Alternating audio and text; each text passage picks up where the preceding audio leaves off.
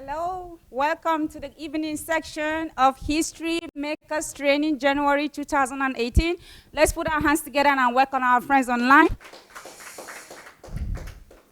We welcome you. Welcome to the third section of History Makers Training with DSA in his residence here in Kyiv, Ukraine. Good evening once again. My name is Babushia. I'm the coordinator, and we are about to start. But I don't have so much announcement to make. I'm going to invite Maiwa, which I believe she has enough to tell us. Let's put our hands together for her.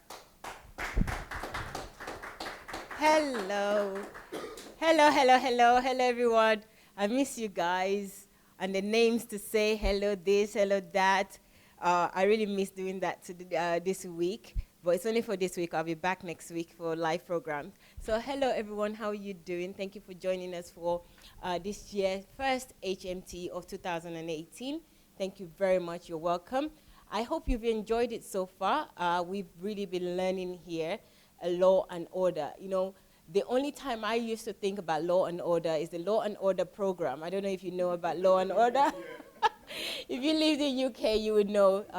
Those are the time I used to think about law and order during the programs, or maybe sometimes when the cops are around or something like that, but not to embed it in my life as a daily lifestyle of law and order. And everything is just starting to make sense to me. So please, guys, I'll ask you to please invite as many people as possible. We all need this.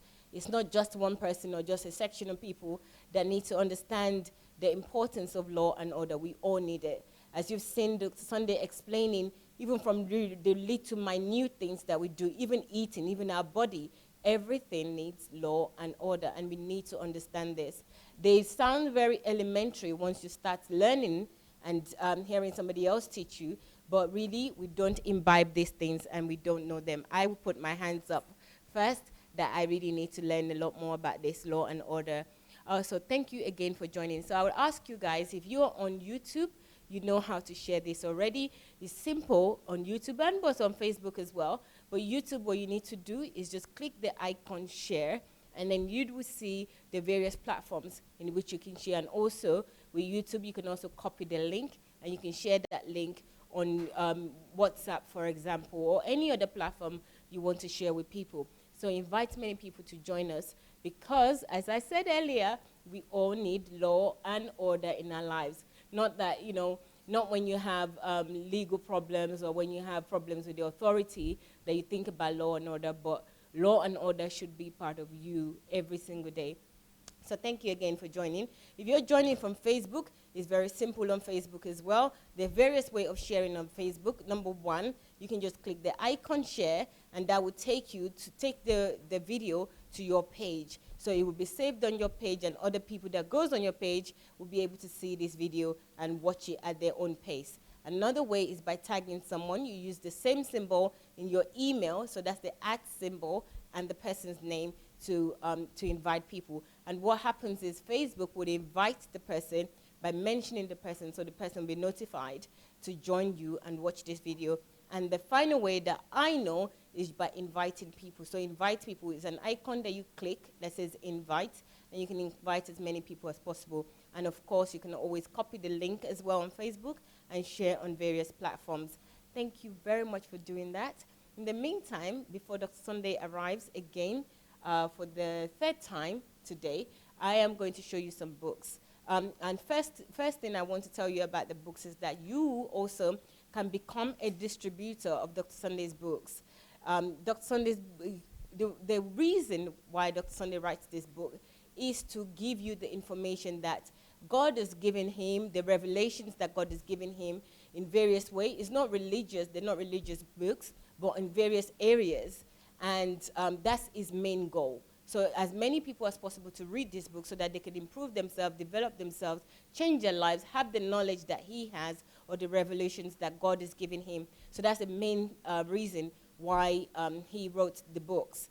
Secondly, if you want to make money out of this, as a distributor, we will give you at cost price. So So we would help you to print the books and send it to you, and then you can sell at any price that you want. We will recommend a price for you. You know how much it's sold on Amazon, then you can also sell it yourself, and wherever you are all around the world. So just send us an order. You can do that by going to DSA Books. That's DSAS, so DSA's Books at gmail.com. So write to us and say you want to be a distributor. We will send you the form, and you can complete the form, make your order, send us the cost price, and then we will send it to you wherever you are in the world, and you can be a distributor as well and sell Dr. Sunday at retail at your own pace. Secondly, if you want to order the books, he recently released 11 books. If you want to order them in paperback, you can order them directly from us. A lot of them are not on Amazon yet, although they are ready, but we haven't put them on Amazon yet. So if you're ready, you can order it with us. Again, you can go to dsasbooks at gmail.com, or you can go to sundayadelajablog.com/books. That's sundayadelajablog.com/books. And you'll be able to order as many books as you want at a discounted rate, much cheaper than Amazon or anywhere else. So go ahead and do that. And also there's an opportunity, if you live in England, there are some people from England here, and they're very friendly people. They're looking at me right now because I haven't asked them yet, but we may be able to tell them to send the books, to help you to bring the books in England. So please make your order as soon as possible. They're only here for a few more days for HMT. So do yourself the favor and save yourself the cost of postage if they can bring it to you in England. You might only need to do a local postage once they get to England. So if you're interested in that, you can also write us dsasbooks at gmail.com. So that's that.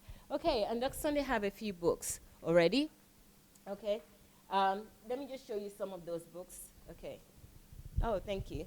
So we have this, The Law of Difference. Dr. Sunday spoke about this in the last teaching, on the last segments that he did, how important this is. And some people are saying that this has become the Bible that they refer to over and over again. Please don't think it's blasphemy, because I know some people, if you mention Bible in any other way than in God, they go crazy.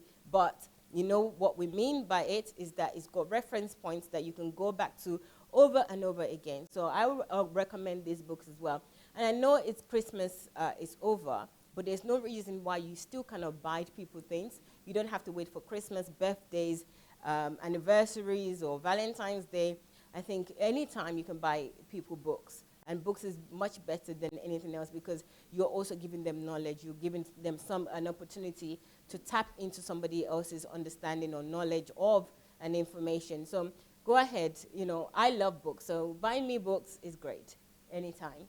Okay, another book. This one is one of the bestsellers, especially in the United States. It says, Money Won't Make You Rich. I know one of the delegates spoke about this yesterday, that just this title alone, it seems ridiculous, especially when you have conversation with everybody that knows that money is what they need to become rich, or they thought that money is what they needed to become rich. And just reading this title alone is like, okay, what do you need then? So what's the point of the hustling?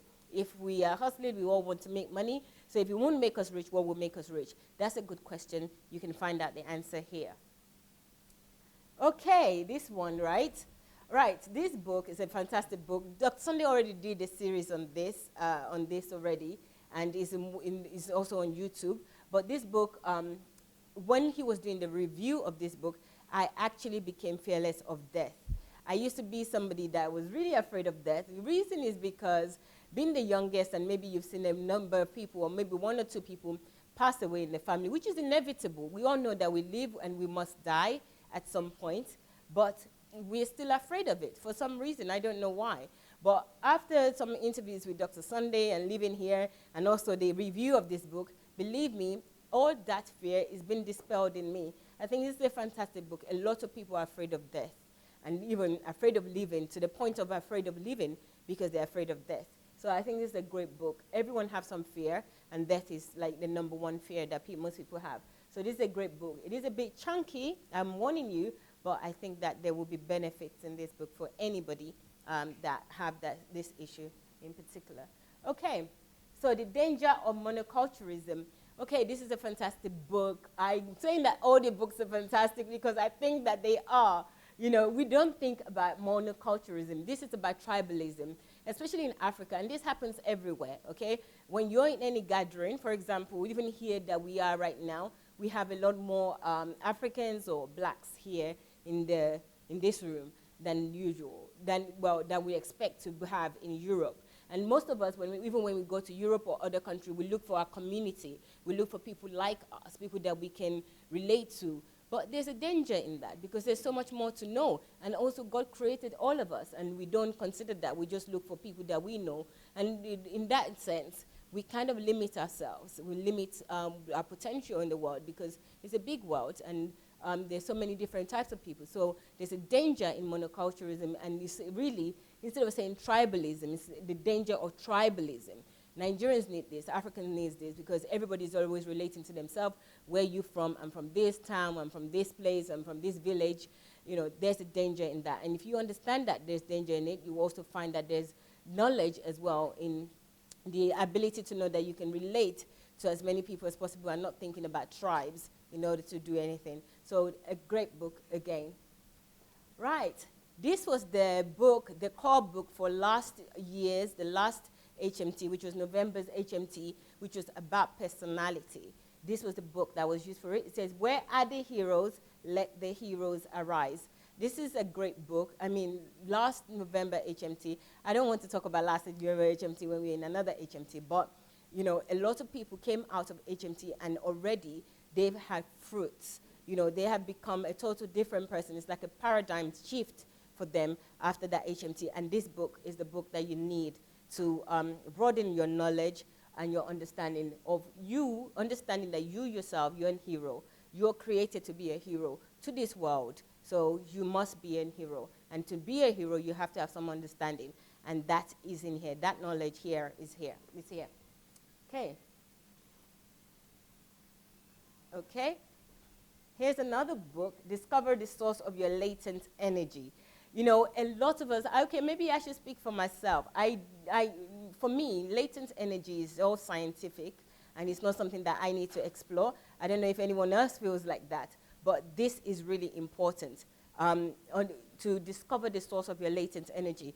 If we have some sort of energy that is kept somewhere and we're not using it, it's useless. We need that energy. We need to discover, we need that understanding of the energy. So discover your latent source of energy, or discover the source of your latent energy. Is important. Everybody needs to have this. You know, imagine like you're hungry, you're weak, and you're tired. It's not just when you eat food and then you have energy, but you also need to know about your latent energy, which is something that, yeah, I can just describe it like food. If you're hungry and you don't have any energy to do anything or walk around, physically it's a problem, but emotionally as well, it is also a problem. And a lot of us have that, and we don't know. So this book would help us when we discover the source of our latent energy. Thank you. Okay, how to become great through time conversion. You know, I didn't know anything that much about time conversion. I know there's time. I know in the Bible, I can quote you the Bible scripture that says there's time for everything, seed time and this time and that time. But, you know, I just quote it. It means nothing to me. You know, I just use the words that are in there.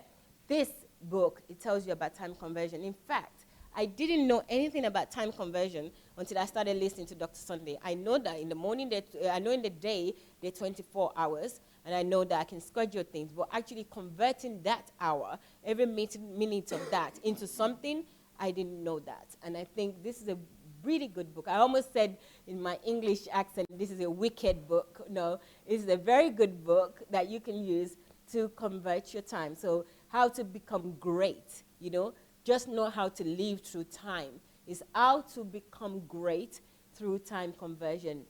Are you wasting time, spending time, or investing time? You know, I didn't have any idea about this. I know I always say to people, don't waste my time, won't waste my time. But actually, I am the one that wastes my time, not anybody wasting my time. So this is a good book to get. Okay, one of my favorite books says that life is an opportunity, you know. A lot of people don't think so. I myself, I didn't think life was an opportunity until I read this book. I was just lucky enough to be one of the people that edited this book. So it was just a delight. It seems like new doors were opening for me when I read this book, because I'm living on this earth, but I didn't realize that life is an opportunity in itself, you know. So I can't even talk about this book enough. I think everybody needs to have this book, at least have the knowledge that is in this book, that life is an opportunity. You feel so much in control, you have understanding of life, and also you will be so grateful to God that you are in this world, you are alive, and you have an opportunity to make every day count. So this book, Life is an Opportunity. There's a quote that says, how to identify and use opportunity to achieve happiness, success, joy, and prosperity. And that's exactly how I felt after reading this. I definitely felt the happiness immediately. I felt joy, but I want to work towards the success and prosperity, and I'm still working on that now. But this book really helped me a lot. Okay, poverty mindset versus abundance mindset. I think, you know, sometimes you think about poverty as in just about money. You know, it's not just about money. There are so many things that we have the mindset of poverty on. So it's not just about cash. It's not just about currencies. It's more about your behavior, your mentality, how you live. So this book, I think, is a very, very good book for you to understand the poverty mindsets that are setting you back. Even things like not smiling enough is sort of a poverty mindset, because you have the abundance of smile. You can always smile, but we don't do that. We think, why should I smile? Why should I do this? So this book is a fantastic book. Poverty mindset versus abundance mindset. Okay, wow. This book, right?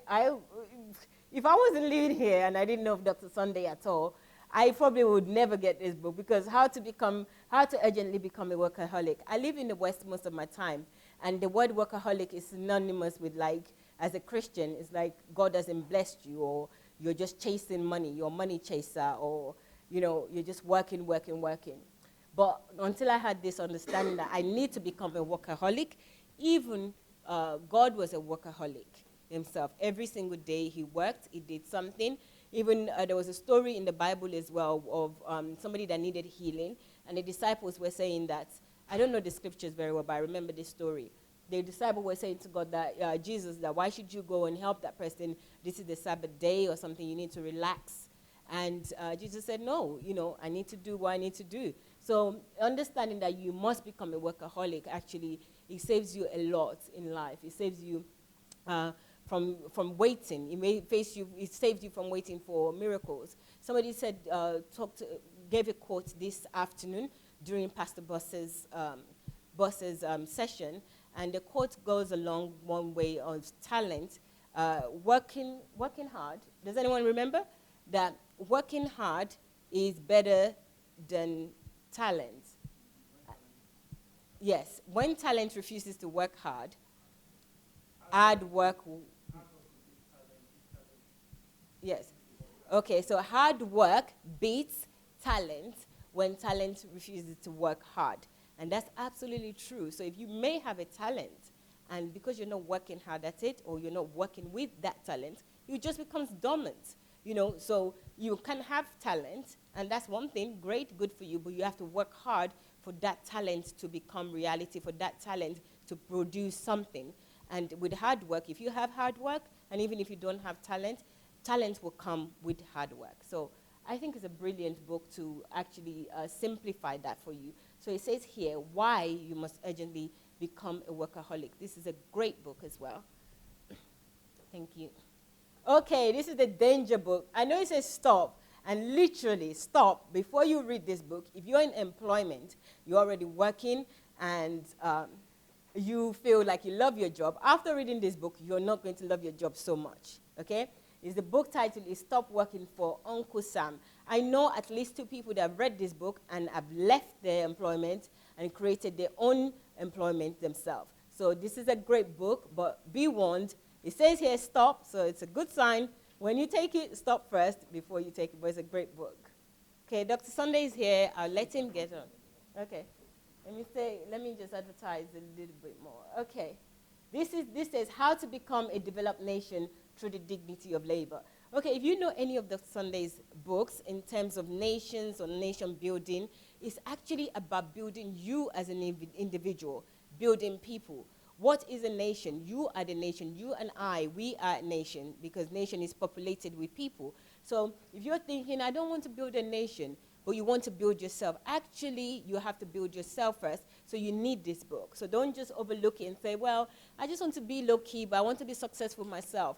But to be successful personally, you have to be thinking of nation, yourself as a nation. So this is a great book, and it's also about labor as well, pretty much like the workaholic book, but in a different angle. It says that how to become, I love how-to books, how to become a developed nation through the dignity of labor. So how to become a developed person, think about it that way, through the dignity of labor. Brilliant book.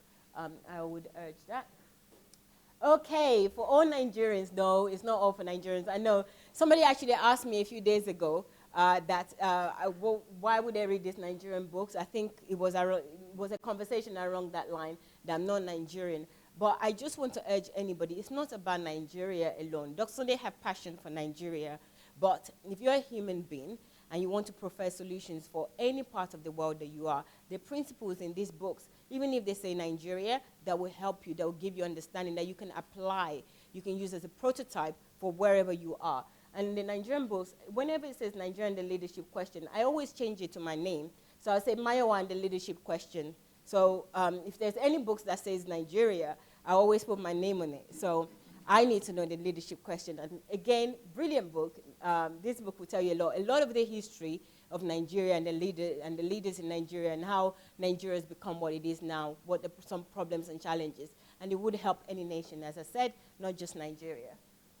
Okay, one of my favorite books, okay? This is another one. Only God can save Mayowa. No, only God can save Nigeria. What a myth. I said this earlier. You know, anything that says Nigeria or any nation, just apply it to yourself as an individual because everything starts with you. And this book, I love it so much. When I read this book, I just felt like, okay, well, have I been sleeping all my life? You know, I started to take responsibility. I became mature instantly after finishing reading. During the process of reading this book, I really felt myself growing because this is where I thought I need to start taking responsibility and not waiting for God or miracles to come and do anything for me. That this book taught me that. It taught me to take responsibility and become mature. So it gave me an opportunity to reach the age of maturity. And since reading this book, I don't think I've been the same. So this book says, only God can save Nigeria, what a myth. Please take that Nigeria out if you will or if you may. Just go, only God can save you, what a myth. Especially for religious people, okay? Or your country. Or you could put your country as well. But you are your country too. Okay. Right, more Nigerian books here.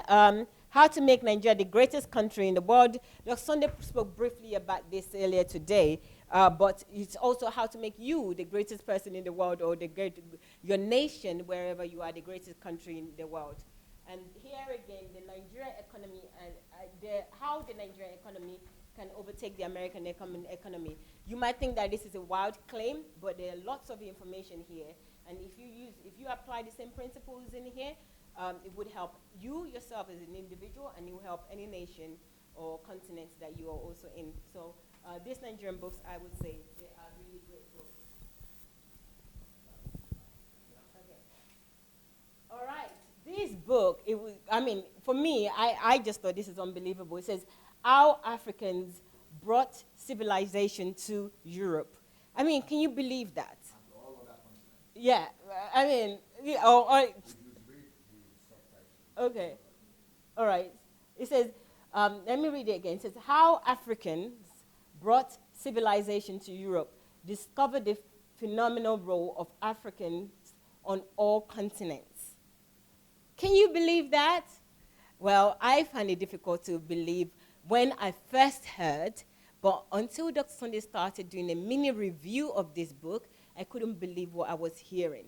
And it just shows me that, you know, not only that God exists and God has plans for us as Africans or as individuals, it also shows me the power of what we can do as Africans, as individuals. Forget it, even if you're not African, as human beings, the power of your ability. So if Africans have been able to bring civilization to Europe or other continents, imagine what we can do now, okay? If it's possible before, it can be possible again. So here is another prototype book just read it. And for me, I actually think that this is a book that will help any self-esteem. I think Africans have felt a little bit down over the years, you know, being black, slave trade, all sorts of things that we've gone through in our past, but also we will find answers in our past as well. The past that has been buried, that we don't know, the past that is not being shared with us in history, in classes, in schools,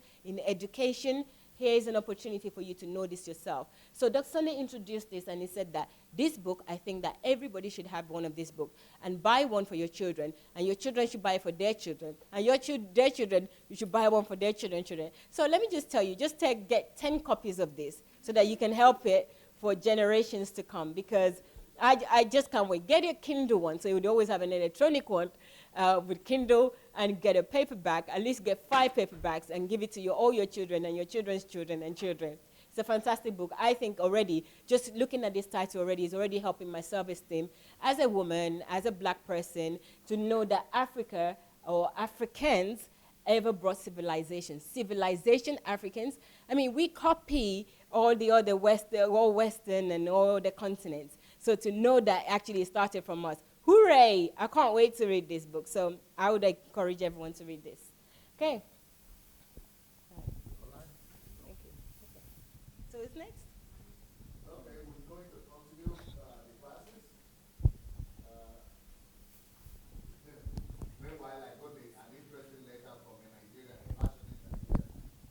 And you see, this is the kind of thing I was talking about. People don't do their research now. They don't do their due diligence. This is what they say. You are sitting there in America laughing.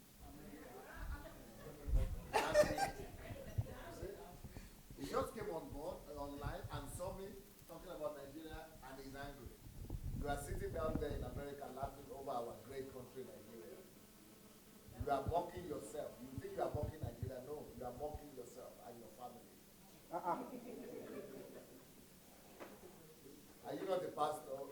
You take tithes, offering. You have taken tithe of people, their offering. Now you see yourself that you are in a good position, you are rich, and now you are laughing over Nigeria with your group over there on Facebook Live. You are laughing at yourself and at your family. Okay? Okay.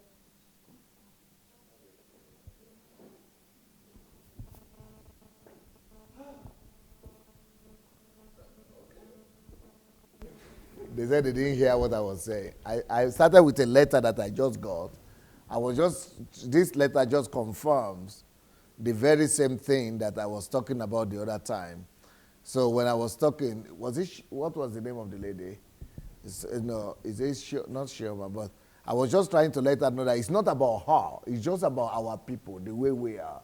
We don't give the benefit of a doubt to people. We don't, even to ourselves, that we might be mistaken or we might not be getting something right.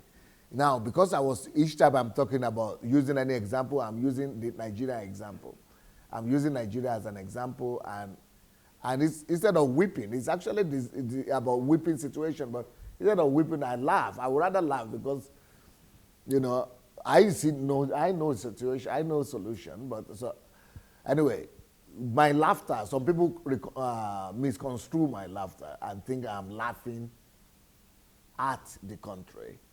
But rather, I'm just laughing out of desperation, so this person is saying, you are sitting down there in America laughing over our great country, Nigeria.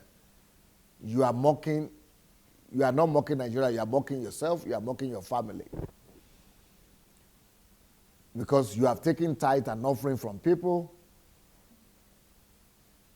Now that you see that you are in a good position, you are rich, you are laughing over Nigeria with your group on Facebook Live.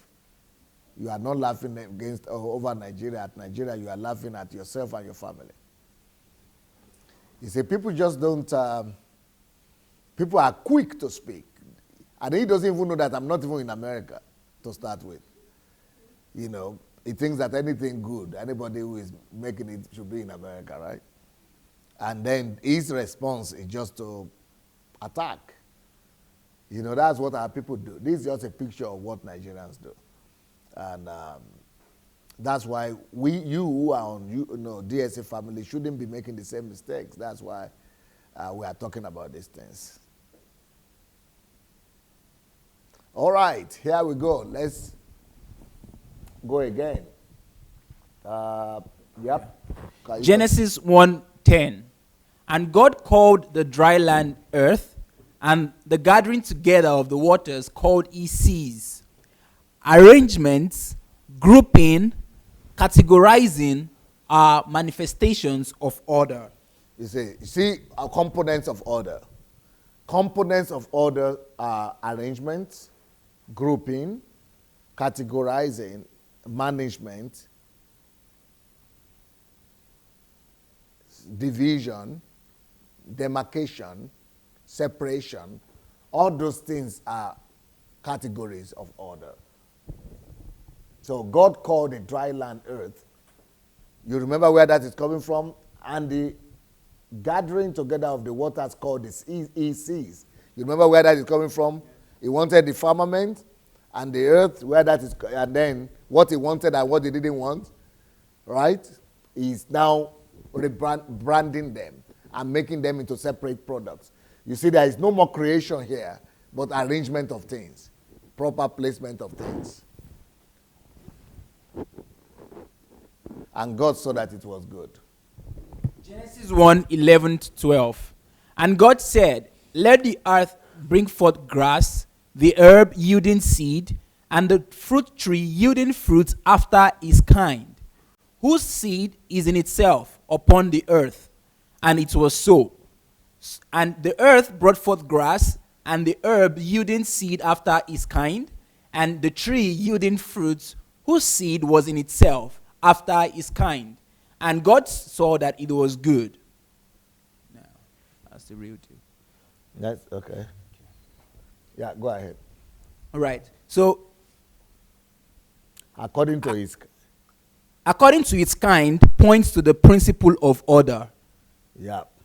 According to his kind, it means order. According to its kind, its type. So each type and each category is organized according to the precepts of what they are, according to their species. So according to his kind, that is talking about order. You see, this whole chapter is more about order than even creation. Genesis 1:14-15. And God said, let there be light in the firmament of the heaven to divide the day from the night, and let them be for signs and for seasons, and for days and years. And let them be for lights in the firmament of the heaven to give light upon the earth. And it was so. A job description is an act of order. You see, this is job description here. He said, and God said, let there be light in the firmament of heaven to divide the day. What is he supposed to do? That's job description. Have you heard of the concept of job description? Job description is in every company. It means that whenever you want to have order, you must have job description. If you want to have order, always have job description. If you have anything you create, always have a manual. That's where the idea of manuals come from. Manuals to television, to anything you produce, manuals. And this is what God is doing here. He's giving job description to the light, to the firmament, to the day, to the night, to the seasons. You see, he said, and God said, let there be lights in the firmament of the heaven to divide. What is he supposed to do? To divide the day from the night. That is the job of the light in the firmament. That's why we have what are the lights in the firmament? We're talking about the stars, the moon, the sun, the divide. That is different from the original light that God created. So those lights in the firmament now, they are the ones that divide the day from the night. That's why at night, the sun moves to the other side. Here, there is no sun now. Why? Because it's night here. But in the other place, it is day. It divides the day. That's job description. And let them be for signs and for season. And that's why we have winter. You have summer. You have spring. You have fall. It's all created in this place. And it's no more creation. It's just order. It is order that creates time. It is order that creates season. It is order that creates, winter, summer, and all those things. And for days and years, and let them be for night in the firmament of the heaven to give light upon the earth, and so it was. That is job description right there. Job description is an act of order. For you to have order, you need job description. That's what it means. Anything you do, always make sure you put job description. Not just job description for human beings. One of the things that people do is that they put job descriptions only for human beings. But as we see from the example of God here, job description is necessary not just for humans, but for products as well and for things. Now, are you people sure we have enough cookies and candies there today? You have enough, okay. Do we have coffee and tea as well? Okay, so that the beautiful lady here doesn't go to sleep on me. Somebody help her with some candies and cookies. Okay, here we go. Let's we watch the video, let's keep on going. Okay. Genesis 1:16-19. And God made two great lights, the greater light to rule the day, and the lesser light to rule the night.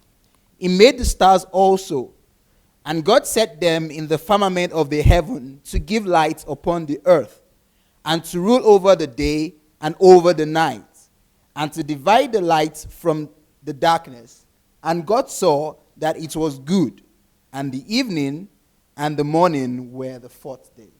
The greater light are the moon and the sun. So he's just telling us that everything has its place. This is order. This manifestation of order that you see here. For example, he says, and God made the greater light to rule the day. The lesser light, those are the stars, to rule the night. He made the stars also, the moon and the stars, and God set them in the firmament of the heaven to give light upon the earth, and to rule over the day and over the night, and to divide. You see, divide. That's also order right there. Divide the light from the darkness. Divide. That is demarcation, what we spoke about. Demarcation, what we spoke about. And God saw that it was good, and the evening and the morning were the fourth day. That is also job description for you. And creation. The process of creation is happening through order. Order is what is giving birth to all these new products that we are saying. Genesis 1:20-23. And God said, let the waters bring forth abundantly the moving creature that had life, and fowl that may fly above the earth in the open firmament of heaven. And God created great whales and every living creature that moveth, which the waters brought forth abundantly, after their kind, and every winged fowl after his kind. And God saw that it was good. And God blessed them, saying, be fruitful and multiply, and fill the waters in the seas, and let fowl multiply in the earth. And the evening and the morning were the fifth day. What is this all talking about? This is talking about purpose, goals, targets, calling. All these things, purpose. Anytime we talk about purpose, you are talking about order, really. Anytime we talk about goals, you are talking about order. Anytime we talk about targets, you are actually talking about order. Anytime you talk about calling, it is order you are talking about. For example, all of us are here. When you help, let's say a pastor. One of the key secrets for me to be a successful pastor is that I use the principle of order. How? Let's say you have 100 people in your church. Through the principle of order, help everybody to discover their purpose, their calling, give them job descriptions on how to get that calling accomplished, release them into it, everyone into his own land, everyone into his own land of promise. Teach them how to conquer it. That is order. By putting management, structure, system into everybody that you have in church, helping everybody, guiding everybody to walk in their calling, putting order, not just having a crowd of people coming to church. That is how 100 people could be used to turn around the whole country. For example, let me have 3 or 4 or 5 people. Please stand. Put on the light as well. Yeah. So just mention an area of life, and every one of you. Maybe what you like, what you want to influence. Football, sports. Okay, you are sports. Come close. Yep. Next one. Education. Okay. Health. Okay. Okay, but you say some business. Let's say business. Okay. Let's say these are 4 members of my church. These people are enough for me to win Nigeria, or England, or America, or France, or Scandinavia, or Holland. It's enough. But the ideal, I always tell people, have 10. Maybe 100, but out of 100, just make sure that you have 10 that will work out for you, that you will train.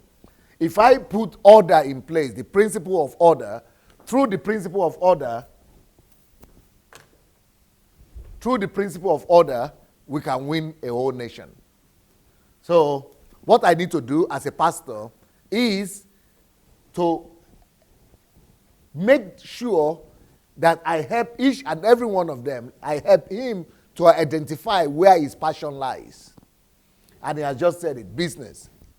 So what I will do is I will make him to make a list, order, because you don't just say business. What are the areas of business? What are the kind of businesses that exist in this country? We make a list of all the businesses. Where are they located? What is the population of people in total that are in business in this city? Where are they? Where could they be found? What are the things that appeal to them? What are the problems bordering this category of businessmen? What are their challenges? Okay, now how can I provide solutions for them? So teach him, these are the problems banking industry people are encountering. Let's write a proposal and solutions, because the challenges they are having is that there is corruption there. People are stealing, or people don't come to work on time. Anything that is the problem. We write preferred solution, write a proposal with solution. Then these people are in the factories. They don't have raw materials sometimes and something like that. We have a proposal for them. These ones are in the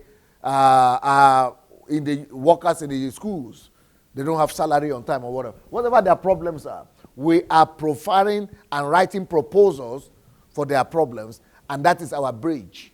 That is the bridge. So that is description. That is job description right there. So he has identified his passion. He has identified where they are, location. He has identified the problems that they have. Why does he need to identify their problems? He needs a bridge between him and them. He needs to come to them with a proposal that, oh, you have this problem, I have answer for you. That becomes the bridge for him to be able to cross over from where he is to where they are. And he's able to get connected to them. So by the time he starts, but there are so many banks, there are so many factories, there are so many other things. That's why he needs his own team as well. He gets a team of 10 people that are also interested in that banking or in business or in that other. He trains them. Every one of them trains their own. So he trains one for banking, he trains one for factories, he trains one for workers in the schools. And all of them also understudy all the stuff, they write proposals. That's how they enter into the place. Because everybody wants solution. We give them the solution. So that's its own. What's your own? This health. So we say, how many hospitals do we have in the city? How many ones do we lack? How many ones, what are they lacking? What are their challenges? So we do the same thing, do analysis. This is order. So I'm the pastor. I'm just a pastor. So as a pastor, I shouldn't keep people sitting there in my church just coming to jump and dance. It's a waste of resources. As a pastor, I shouldn't keep people in my church just coming to wait and say we want to receive something from God. No. I am here as a pastor to let them see clearly how they could become a king. He is a king in his own sphere of influence. He is a king in his own that sphere of influence, in the area of health, the area of business, in the area of education. I give them principles of order. how they could use order to bring dominion to their own areas. So that way, by the time he goes into all those areas of business, he's already controlling and ruling and managing thousands of people. That's why every believer you see here, they are influencing thousands of people, or millions sometimes. By the time he touches and builds a system for all the health structures and infrastructures in the country, he's already influencing, he alone, and they're just my members, he alone is already reaching out to millions or thousands. By the time education, he goes to all the schools and builds strategies for them, proposals, and prefer solutions for them. He's already reaching millions of students. Sports, the same thing. That is what a pastor is. And that is how one person, one church, one pastor is elementary to build 1,000 church members or thousands of membership church. But in any church, what you have, these four, you should have more members in the country than you have in the church. Because in the church, what you have is just the workers, the people who are, but people are now using church members to determine. No, you should use not how many you have in the hall to determine how much you have, but how many people they are reaching. That's what you should use. If you have 10,000 here and they are not reaching another 10,000, they are pastoring out there, then you don't have a church. You only have this little cult, but not a church. Because the church is all about, go ye therefore and make disciples, not here, there, of all nations. That's what church. So the people who are in the we call congregation, they are supposed to be trained to pastor. He said he had compassion upon them because they are sheep without shepherd.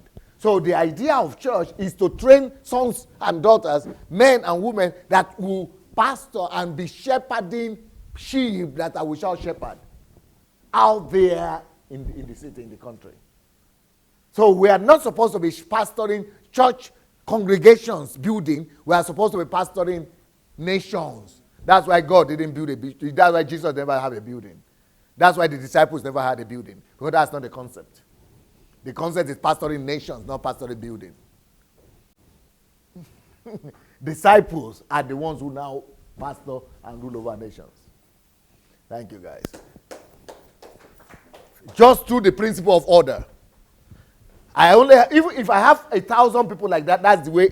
Successful pastor is the one that successfully puts order and arranges all members according to their calling. And if I have 10,000, 10,000 must be arranged like that and set out to go and influence. So the more I'm able to manage and put in the right order every person under me, the more I'm successful as a leader. You people don't get it.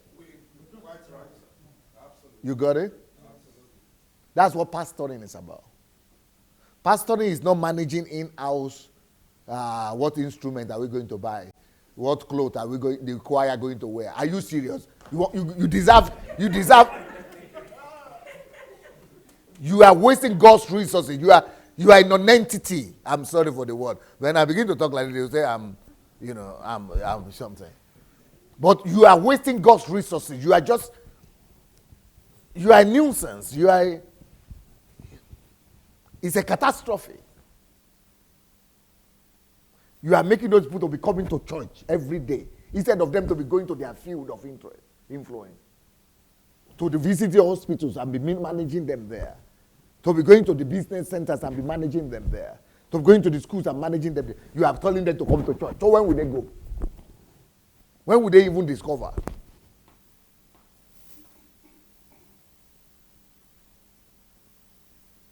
You are telling them they are businessmen, they are professionals. You are telling them to stand in the usher and stand like this every Sunday, and they say that's their own ministry, to stand and say, welcome, sit down. Is that ministry? Soon computer will be able to do that. That is your seat. That is your seat. You are putting a whole human being with head, with brain. You know what brain means? To come and sit down and say, hey, come and sit down. We are ushers or what they call welcomers or greeters. A doctor. And then the women, because they are women, you went and put something on their head and on their head, neck, and say they have to be old makeup for them. Say, this is that day, this is that day. For 20 years? No, are they not human beings?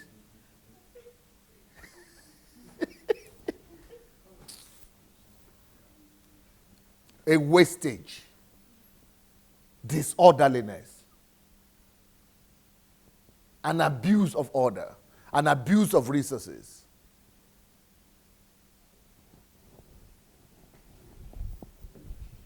When a human being is writing 300 books, writing at least 20 new books or 50 new books in a year, you are keeping them, making them to come to church every day. They don't have time for family, they don't have time for children, they don't have time for anything. They're just being wasting everything, destroying everything around them. And they will die one day. And they will regret that they were even here on earth because they just wasted the whole thing. They didn't even discover what to do. Please, I beg, put off this something. Yeah, read something for me. Genesis 1:20-23. And God said, let the waters bring forth abundantly the moving creature that hath life, and fowl that may fly above the earth in the open firmament of heaven. And God created great whales, and every living creature that moveth, which the waters brought forth abundantly, after their kind, and every winged fowl after his kind. And God saw that it was good. And God blessed them, saying, be fruitful, and multiply, and fill the waters in the seas, and let fowl multiply in the earth. And the evening and the morning were the fifth day. And that's what I'm talking about. That what you just saw, those are description of purpose, allocation of purpose. Let the waters bring forth abundantly the moving creature that hath life. That is goal. That is the target. That is pointing out the purpose. That is saying you are here for something. Waters, you have a purpose. Even water has purpose.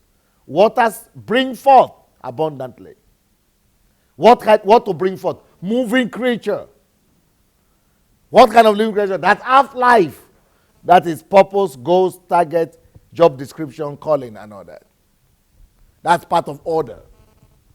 And fowl that may fly above the ocean, above the earth, in the open firmament of heaven. And God created great whales and every living creature that move, which the waters brought forth abundantly, after their kind, and every winged fowl after his kind. And God saw it was good. And God blessed them, saying, be fruitful and multiply and fill the. You see, that is purpose. Do this, do that, do this. Be fruitful, multiply. That is purpose. That is what God is expecting from them and from us too. Don't just come on the earth and stand there and say you are greater, or you are, usher, or you are singing. Fruit, where is the fruit? Okay, you have sung enough. Where is the multiplication? If birds are multiplying, fowls are multiplying, creatures, moving creatures are multiplying, even water is multiplying its creation. What are you doing, human being, who is supposed to be the crown of all these things? And fill the waters in the sea, and let the fowl multiply in the earth, and the evening and the morning by the fifth day. So that is all a result of order. Go ahead. The order teaches you to save time. Order teaches you how to preserve time, save time. When you have order, you save yourself a lot of time. Let's go to one of those videos that we were supposed to show.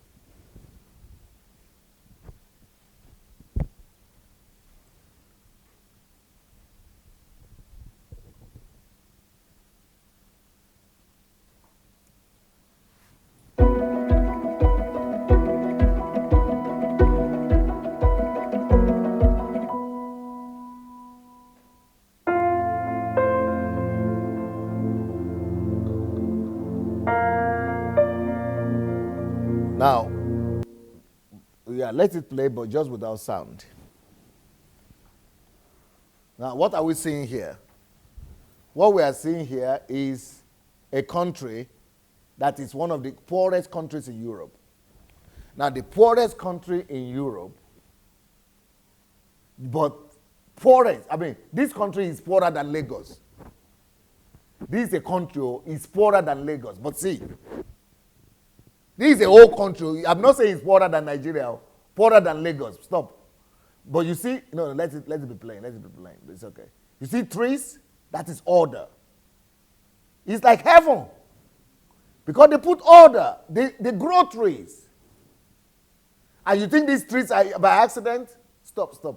They are not by accident. You know why these trees? Because there is a rule in that country. For every tree that is cut, you must plant 10. Yes. In my country, for every tree cut, you plant it. Nobody plants it. Nobody is even aware you need to do anything like that. Let me tell you for another rule that they will say. For every child that is born, if you give birth to a child, you must plant a tree. And everything must be arranged and agreed on where, when. So see, even though they don't have money, poverty, start again, bring the something away. Even though the country doesn't have money, but now hospitality business, look what they are using. Look, tradition, mystery. They are now using history to make money because they have peace. You see, they have serenity, they have order, and that order is now wielding them money. Now they are going to be richer than Nigeria soon. Because of order. See cities, see everything, see trees. I mean, green. See buildings, order. See streets, clean, no dust. See, birds, they are not killing them, they are not eating it. See, order. Just order. See ocean. See, this is the middle of the city. See what's happening. See order. Order alone is more than resources. Order is more than wealth. Order is the greatest wealth. It's one of the greatest wealth you could imagine. See, order. Order. Moldova. Have you ever heard of Moldova, the country? That there is a country like that? Many of you never heard. But order, you see? You would think they are Europe. And you would think that they are rich. Even Nigerians will be dreaming to live like this. You see, this is just order. Order. Nigerians will be praying for visa. They will be going to line up. They don't know that even one state in Nigeria is richer than this country. See? Everything is clean, preserved, park. See? Order, one treasure only. Order. You see? Nations, countries, builds, cities. You see? You see? Order, one thing. You see, road. No go slow. No traffic. Nobody selling anything in the market. No market for road. No cooking for road. Light they burn. NEPA, no they go. Make you come out for road. Give me the next one. You see? All those things we are talking about, no electricity, NEPA, is lack of order. No sewage, no water, is lack of order. All that is connected to order. Order is at the root of everything. Let's see this one. Which one is this? Okay, look at transportation. Look at transportation. Electricity. In town, everything is organized. Clean, you see. I fit lie down here and sleep. No need for mattress safe. Look at the place for bicycle. Again, in the road, separate. You see? You see the lady with the wheelchair? Nobody did not come down. No accident. Just thanks to order alone. They say, they have money. Make you shut up your mouth. Come on for road. It's not about money. It's about order. This is for you to know the place of order. Job description. Instructions. Instructions. Order. All those things I was talking about. What we saw in Genesis. Debarkation. Separation. borders.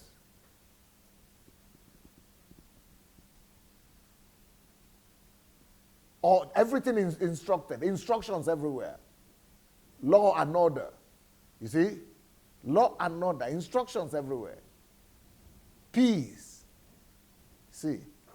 No catastrophe, no unexpected cars going everywhere, in every direction. See all the lines, all the linear walking. It's all about order, my friend. You see the trees in the city? They know they clear the tree because they want to build a house. In Nigeria, everybody will clear all the trees because they want to build a house. As if houses are more important than trees. But whereas trees are more important than houses. But in Africa, they will go and clear all the trees because they will build some rubbish house that will collapse in 20 years.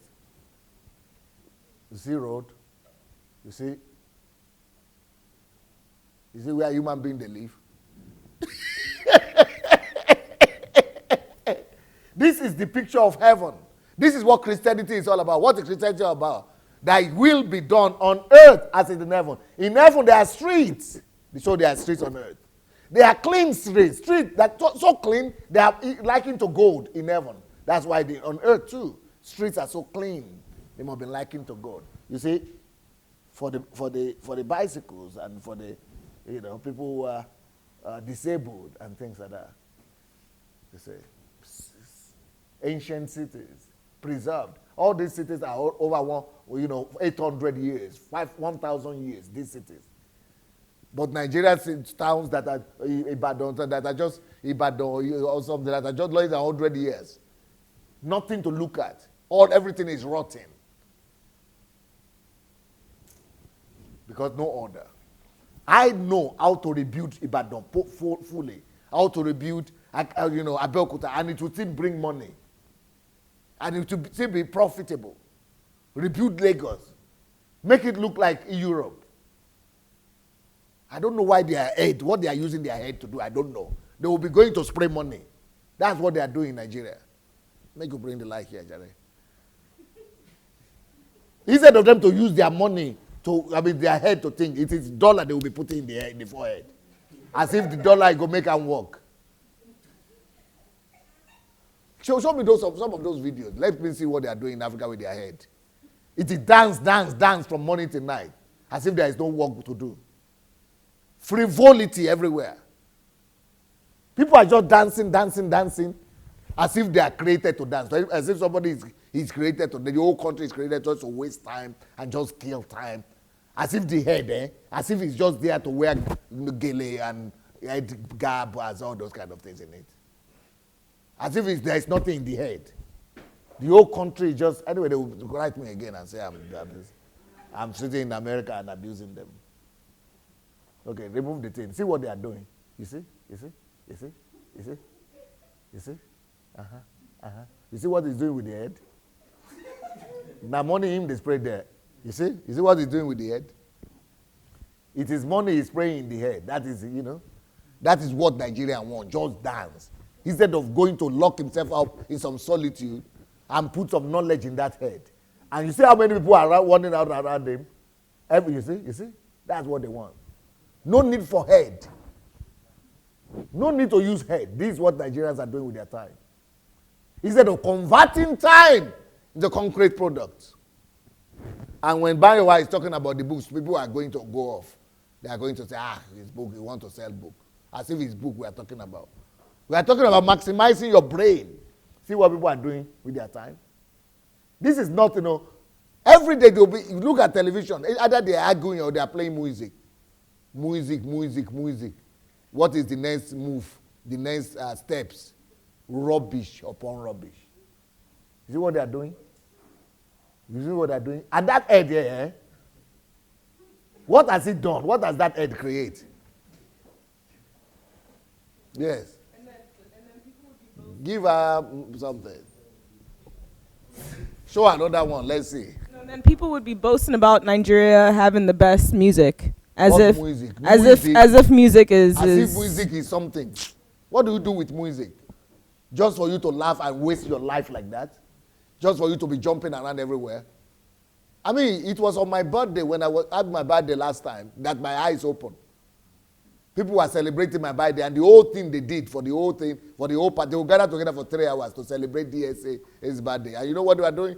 Jumping around and saying, hey. I said, what were they doing? They were telling me they are shilling or something. Is it whatever they are saying, they said they are doing. I said, so where are the products? I can't see any product from that birthday party. They never even had it before. That even when you are having fun, you are supposed to be creating products. You don't just waste life like that. Where is the thing that they play now? You don't just waste life like that. Show the one that will show page. You don't just waste a whole life on non-entity like this. Because this is only emotion. This is only emotion. This is only, the emotion is emotion. No, this is only instinct and stimulus. This is instinct, stimulus, and what's kakaitrete? Huh?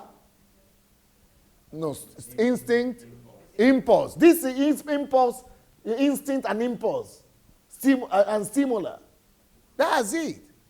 That is animalistic living. You don't need the use of mind to do this. You only need instinct and stimulation. That is biomass lifestyle. That is what we are celebrating. We are elevating animalistic qualities over, and we are burying human qualities. Qualities of a human we are burying, while we are elevating and promoting and amplifying animalistic qualities. It's no surprise that when Europeans got to Africa, they thought we were animals. And that's why they were made us slaves, because our grandfather were doing the same thing. We are still doing the same thing up to today. As if we didn't go to school again, like our grandfathers. I think they had an excuse, they didn't go to school. See what people are living their lives to do in Africa. And everybody in London, everyone, in fact, London it just makes me angry. They go to London just to dance like this. Everybody is dreaming of parties. No invention, no discovery, nothing. They are just living in London as if another animal farm. Nobody knows them. They are not recorded. In that same London self, they are a burden, headache. They are not leading in anything. They are not, like me here, Every household name, not just in this country, in all the surrounding countries, know who I am, that I'm here. If they are in London, no human being in that London know that they are there, apart from their relatives. I'm not talking of white people, but me, I'm talking about white, all of them. They will tell you who Sunday Elijah is. Because I'm using something with my head. I'm not going to be doing all this rubbish. Look at my wife. A young girl from Nigeria married me 21 years old she was. Look at what she's talking about. That lady is loaded like no man business. That's from Nigeria too, just by living with me. She became a human being, totally, complete. But when I see Nigerian women, what they are doing, I say, thank God, though, I don't know these people. I mean, look at Pastor Pose, another level. You don't see her doing all kind of things like that. She's too busy with her head, putting her head to use. Look at my children. Go and listen to my children. You will know what I'm talking about. They don't even know how to, they will be shocked to even see. I've not even shown them this part of lifestyle. They don't even know that people can live like this. They will just be totally they will just be broken. Look what it says. Like a basha. He had glass like a basha. You see, this is our whole life. Oh. Everybody wants to be big man. Big man for where? You don't create anything. You are just using. You are just consuming what other people created. Please, call the plane for me. Write something there. The next HMT I've said I'm going to teach on principles of national transformation. And I mentioned another thing that I want to teach you on. What is the other thing? Questioning? The art of questioning. The art of questioning is another thing I said I want to do, right? Okay, I want to also do an HMT on low-yielding lifestyle versus high-yielding lifestyle. This is what we are talking about. This is low-yielding lifestyle. But if I'm going to do daily broadcasts about this thing, they're going to hate me more. They're going to kill me because I'm going to condemn all their these are low-yielding, animalistic biomass lifestyle. This is low-yielding lifestyle. Do Germans do this? Yes. Do Americans do this? Yes. But once in a while, this is not their life. This is maybe 1/6 or 1/7 of their life. But Nigerian, this is their whole life is about this. All right. I'm sorry, guys. Let's go back to my notes. I'm sorry, guys. Genesis 1:16 to 19. And God made two great lights, the greater light to rule the day, and the lesser light to rule the night. He made the stars also. And God set them in the firmament of the heaven to give light upon the earth, and to rule over the day and over the night, and to divide the light from the darkness. And God saw that it was good, and the evening and the morning were the fourth day. A job description is an act of order. So this is the same thing we are talking about. We see order everywhere. God made two great lights. We have already read this, you know? Yes. Okay, go ahead. We have already read this so. also. You should be telling me that you have read it. It means I mistakenly pressed the thing. Yeah, here we are. No, Are we here? next one. Okay, we're here. Okay. Genesis 1:24-25. And God said, let the earth bring forth the living creature after his kind, cattle and creeping thing, and beasts of the earth after his kind. And it was so. And God made the beasts of the earth after his kind, and cattle after their kind, and everything that creepeth upon the earth after his kind. What is this? Yeah, go ahead and finish. And God saw that it was good. What is this we are seeing here? We are seeing here vision casting. We are seeing here standards, requirements. These are all acts of order. These are all fragments of order, components of order, manifestation of order, vision casting. Can anybody see vision casting here? Standards, requirements. If not, let me show them to you.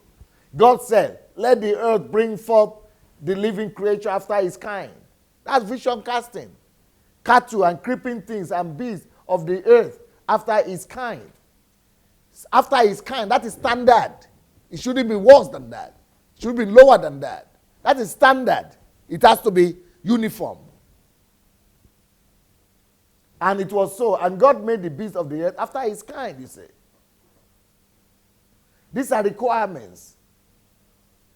These are job descriptions. These are visions. These are expectations. Goals. Goal casting. Vision casting. And everything that scripture was going to hear, and it was so. And God said it was good. And what is it was good? Who can tell me what that is? I didn't mention it here. What is this? It was good. Quality control. This is quality control right here. And God saw that it was good.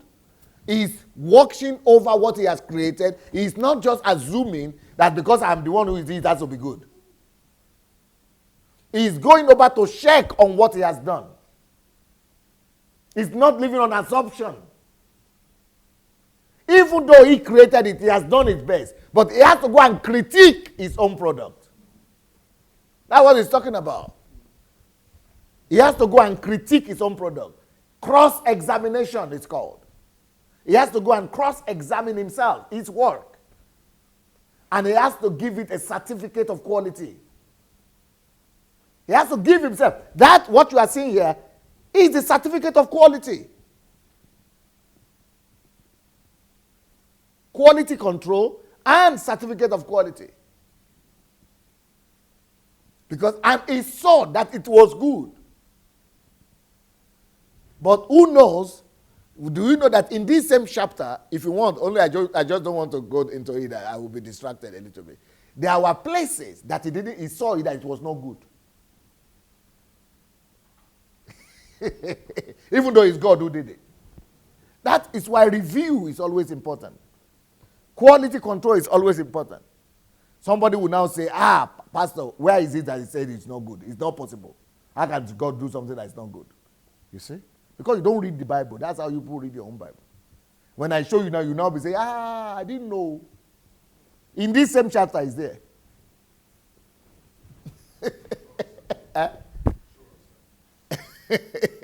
I should go back. That's taking you back. We will not finish the lesson today.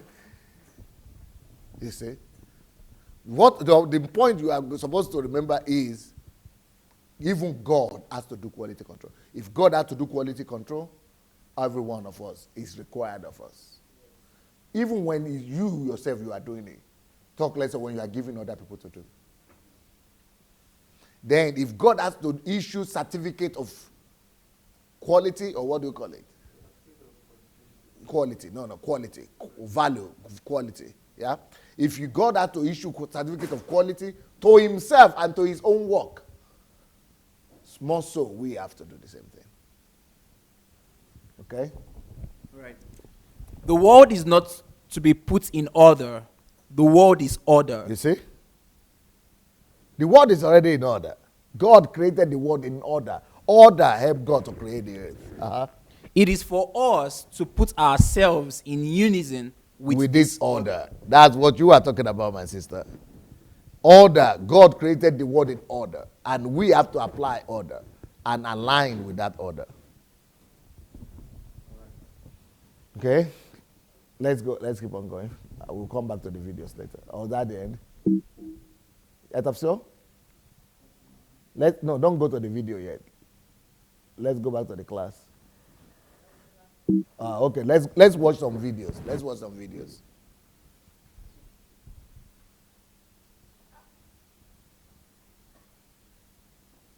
Now, this country here is North Korea. How many of you know North Korea is the richest, is the poorest country in the world? North Korea is the poorest country in the world. North Korea, not South, though. North. See order. See order. See order. See greens. See buildings. This is your this. You see Pyongyang. Pyongyang Street. People don't have cars. Only 0.1% of the country have cars. And only 5% of the country have bicycle. The richest people in the country have bicycle like this. Every other person is walking, trekking like this. But see building, see order, see street, see clean street, see green, see pathways. They only have public transport, mainly public transport, you see. Public transport, but see building. Order. Their budget, their revenue is about 10 times lower than Nigeria. The GDP of Lagos is about 10 times the whole GDP of this country. Lagos alone is 10 times the GDP of this country, this whole country. But you see bus stops, you see signs, you see buses, you see green in the city, you see cleanliness. Soon Nigerians will be asking for visa to go here. This is one of the poorest countries in the world. But thanks to order, see what order can do? So when people are telling me that it is poverty that is our problem, they are not serious. It is poverty of the mind. It is poverty of order. See order. See order. See clean buildings. Did you see Obafe Awolowo University run down? You see? See the real building here. Everything cared for. See crowd, but they are working not in the street. They are not selling in the street. They have places, park, everything arranged. You see? It is a God-forgotten country that everybody laughs against. You see? They don't have money, they don't have anything. But you see, they have life. When there is order, is wealth there, is more than resources. Order is more powerful than money. Order is more important than wealth. Now, when these people have wealth, when money will come, it's just a matter of, it's like Europe. It's like Europe. This is as good as Europe. And that's the poorest country in the world. See order. See? You see that the riches, the greater riches, greater wealth is order rather than money, rather than natural resources. or any other thing. This country is under embargo. Every country now is boycotted. They only traded with China before. China now has boycotted them. Everybody has boycotted them. But you see what is happening. You see what's happening? You see architecture? See beauty? Order. You see no cars because they don't have money to buy cars. Individuals don't have money to buy cars, you see? But order. You see, it's not Korea, you see.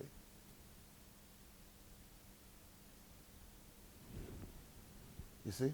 Perfect roads, signs. Even though there are no cars to ride here, but they are ready for it. I think they prepared something. In Nigeria, it would have been a good argument that we don't have cars now, so why build road? But this one, they don't have cars, but see the kind of cars. What is this? What is the kind of thing? But they don't have anything. But they have trees, they have proper order, they have crossroads, I mean, they have side roads, they have signs, they have just order. Mind blowing, mind blowing. Let's see another one. Let's see another video.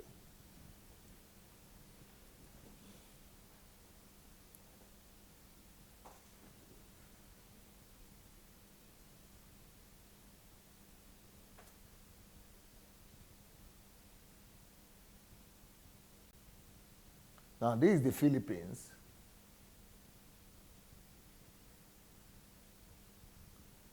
Now, Philippines is about the same kind of economy like Nigeria, about the same level of development. They have the same problems, the same sorrow as well. The same Bring it on, just before 5. Matanakula.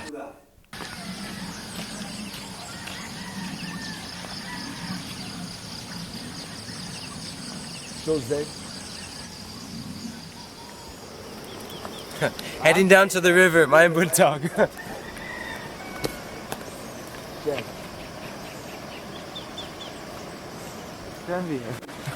This is difficult coming down, look at this. Jeez.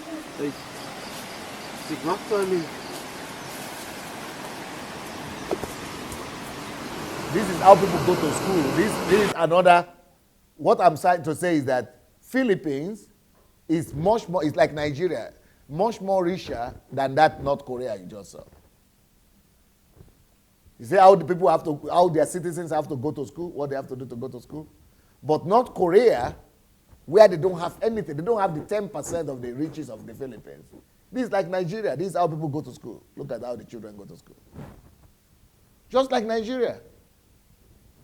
Because there's no order. What I'm trying to say is that this country is about 10 times richer than the other country, but because of order, the poor country has everything perfect. But this is how they take the children to school here.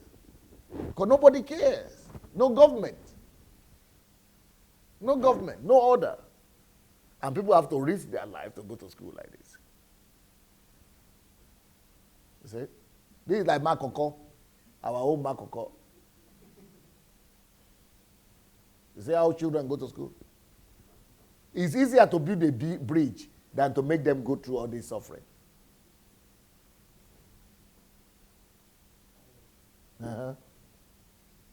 You know, they are risking the life of a child to go to school and come back every day like this, just to go to school. Where is government? You tell me where is government is there. Even if you don't have government, consult any international organization. They will be able to provide something for you. Just think, order.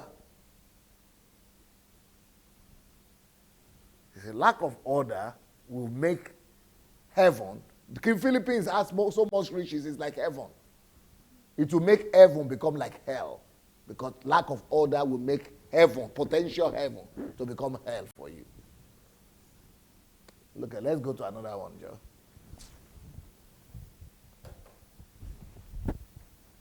We still have another video, right? Now let's see Tokyo, what order could do. Put voice, let it put voice.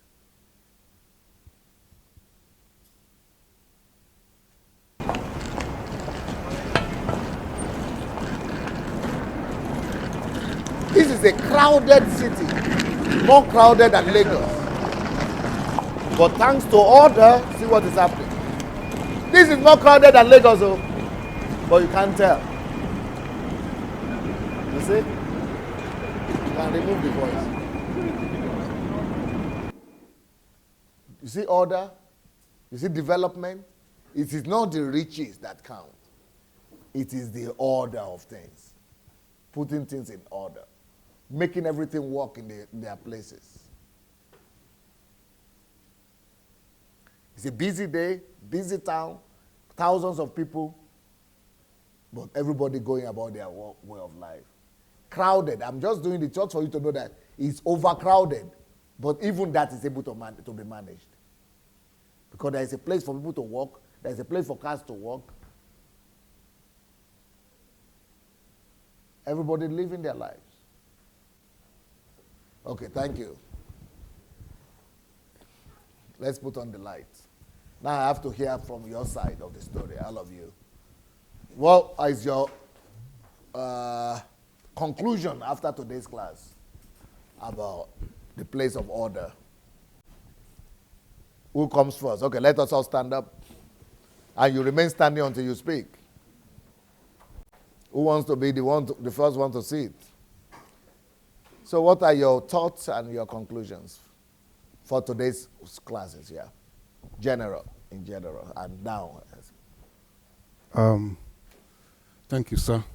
It's been... Move forward so that they will see you. Yeah, there. Yeah. There. Hello, Baba. Yes, sir. There. Yes, sir. No, forward there. So my conclusion for today, actually, I've seen the difference. Camera. I've seen the difference between what the meaning of order in the poor countries and even the countries that we regard as being wealthy. It's appalling to see that it's an eye opener for me actually that to learn in this session today that actually the more poorer you become and the more order, as a result of you having your order in place, that is what gives you Genesis. Everything we're doing now is about Genesis. I'm just trying to tell you that the story of creation is a story of order. So I showed you from Genesis, then I'm showing you from life that where there is order, where we follow the order of Genesis, things work out. When we do things by order. When we don't do things by order according to Genesis, things don't work out. I show you that the whole nature, the whole humanity is based on order. The whole creation, everything is based on order. Stars, everything is all arrangement of order. And then when we function like that, things work out. Yeah. And that brings purpose. And that is the greatest wealth. And that brings a goal. That brings a quality control. All those things that we see in developed countries that has been put in place, actually, it's the explanation coming from the Bible. It's the explanation of order. It's coming from Bible. Really. Yeah.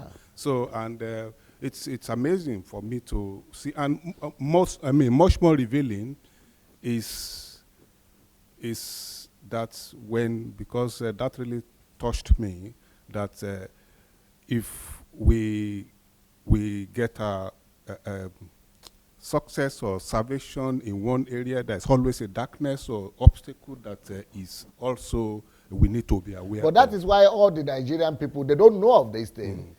So they are always telling you about demons, deliverance, Satan is after you, somebody in your village, somebody in your town, because they are living mystery. That is a sign of ignorance, mystery. So they are brainwashing people, telling them lies, because they cannot explain why people still have problems. And so the only explanation they have is demons and Satan. And the meaning of order, even in our churches, the meaning of order to the ordinary, the ministry that, for the example that was shown here today, actually, in our churches, we use it in a different form. The order that are in our churches today is the order of position. The archbishop, the deacon, and actually, we will talk about that. There is a place for that, but the way we are using it is out of order as well. It is out of order. And even if you are to if you say, well, if you come into your consciousness that you want to live where you've been for years and there's no progress, no purpose for you, actually, they will actually really, I was told that they will give you a position to tie you down, to manipulate you. So it's the way we understand order in It's our an part of the abuse of world. order. It's an abuse of order, is to enslave us. That is what I've learned. Maybe you want to talk because yeah. Yes, Genesis made me love the. You need to come to the camera here. Oh, where's the camera? Made me love the German system even more, because they have such a precise economic system, from the planning, even the marketing, the vision, the marketing, the planning, and the the quality control, etc., etc. At the beginning, I was saying, my God, why all these things? They even have software to manage your time, to count exactly when you do project management, for example. You can minute how long you've been working on a project, by the minute, the precise minute. And sometimes I would say, no, it's too much. We just, as Africans would say, no, we just need to make an approximate. But actually it makes sense now. It really makes sense, and really makes me love Germany and the system, and Switzerland actually even more.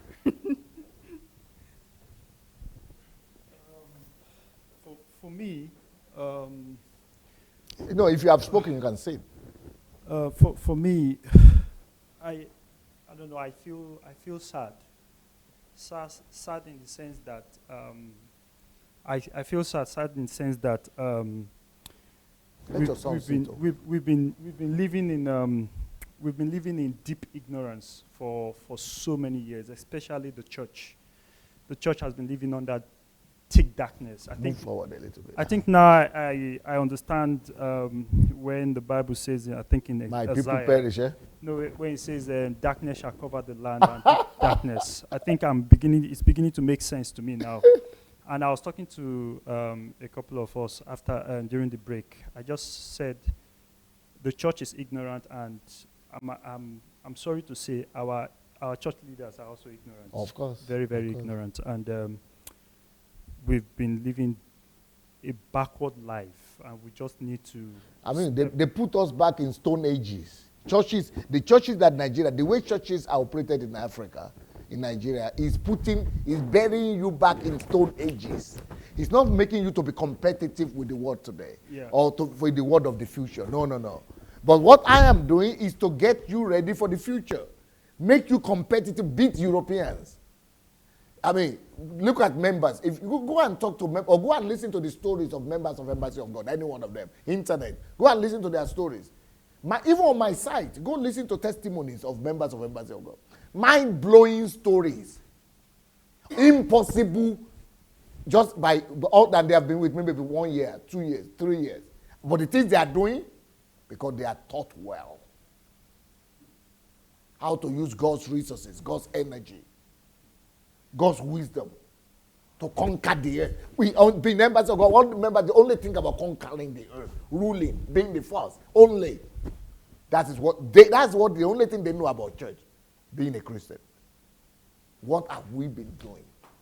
And they were just communists the other day.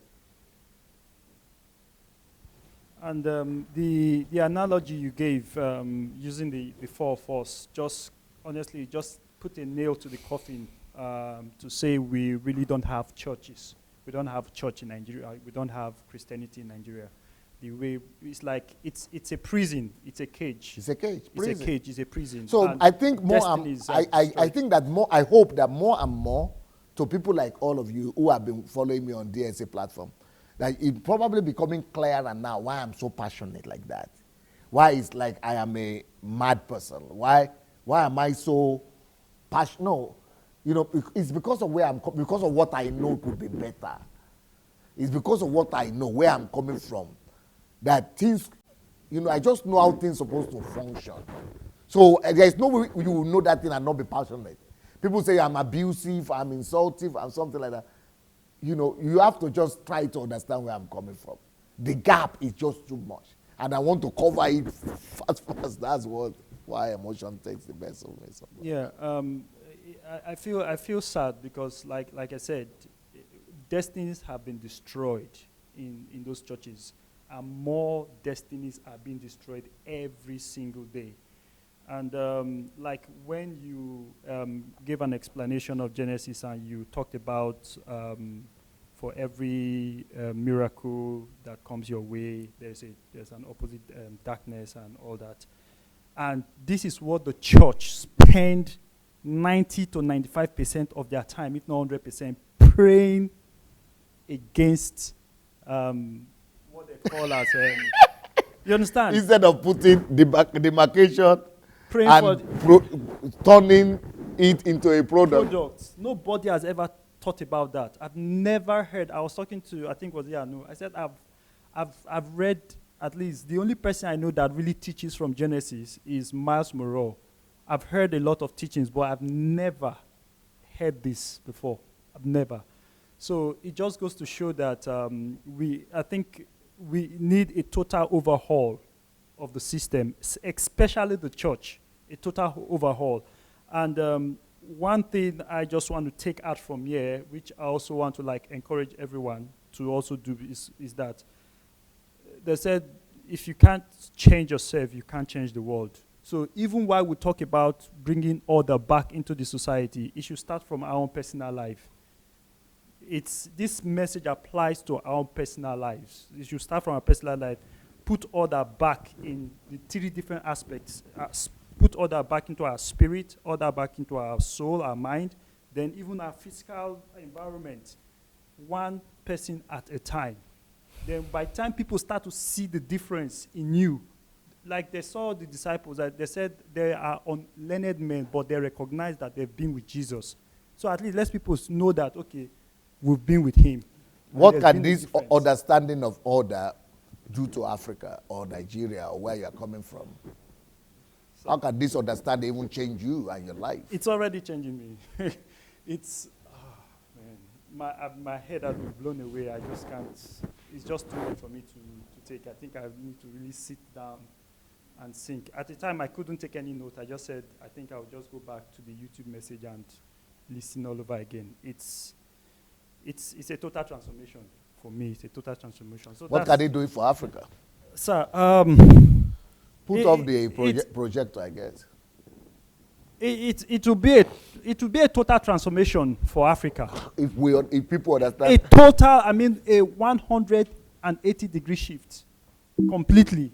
If we can, if everybody can imbibe this, and even like Justin was saying, that even if a lot of people don't get that order from within out. Even if it's from external. Yes. Yeah, if it is from external, if it is enforced, at least let them go out of the country or out of the continent to go and misbehave. But by the time they come back, they will conform. Yes. So I think we really need to have this. I think, and one other thing is, if we can find a way to get the people in power, the people in authority, the senators, the governors, especially the president. That is what Nigerians are doing now. You saw what all those rich people who have money spraying, dancing, spraying, just instead of them to listen to this, to study.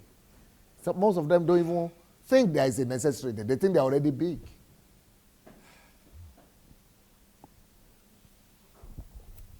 Yeah. So I really No, move there to the camera. Yeah. Forward. That's what forward, yeah. Yeah, so I see that we have not been executing God's management program. Yeah, right. Because God made the earth and he put us on it and we're supposed to manage it. And instead of managing it, we're just dancing in church and doing nice things. I'm in Holland and we're in church, we're dancing as well and we're worshiping and that's really good, but at the end of the day, we don't produce anything. Yeah. And that's the knowledge what I'm getting now. And I've heard of us sending missionaries to Africa, sending money to Africa. But now I think with all these, with the knowledge that I get, instead of sending money, I could rather send them a Knowledge. book. Yeah, Or, both. or Knowledge. instead of sending a missionary to feed people and only feeding them, we could Knowledge. rather send people to teach them how to Yeah. organize and get orderly in every way. So yeah, it really hurts to see that there are so many beautiful countries which are poorer than African countries, and you know, And they are to okay. see the difference. Yeah. And the people there look happy, and you know. Look at Moldova. Look at North Korea. I mean, no money there, but they have order.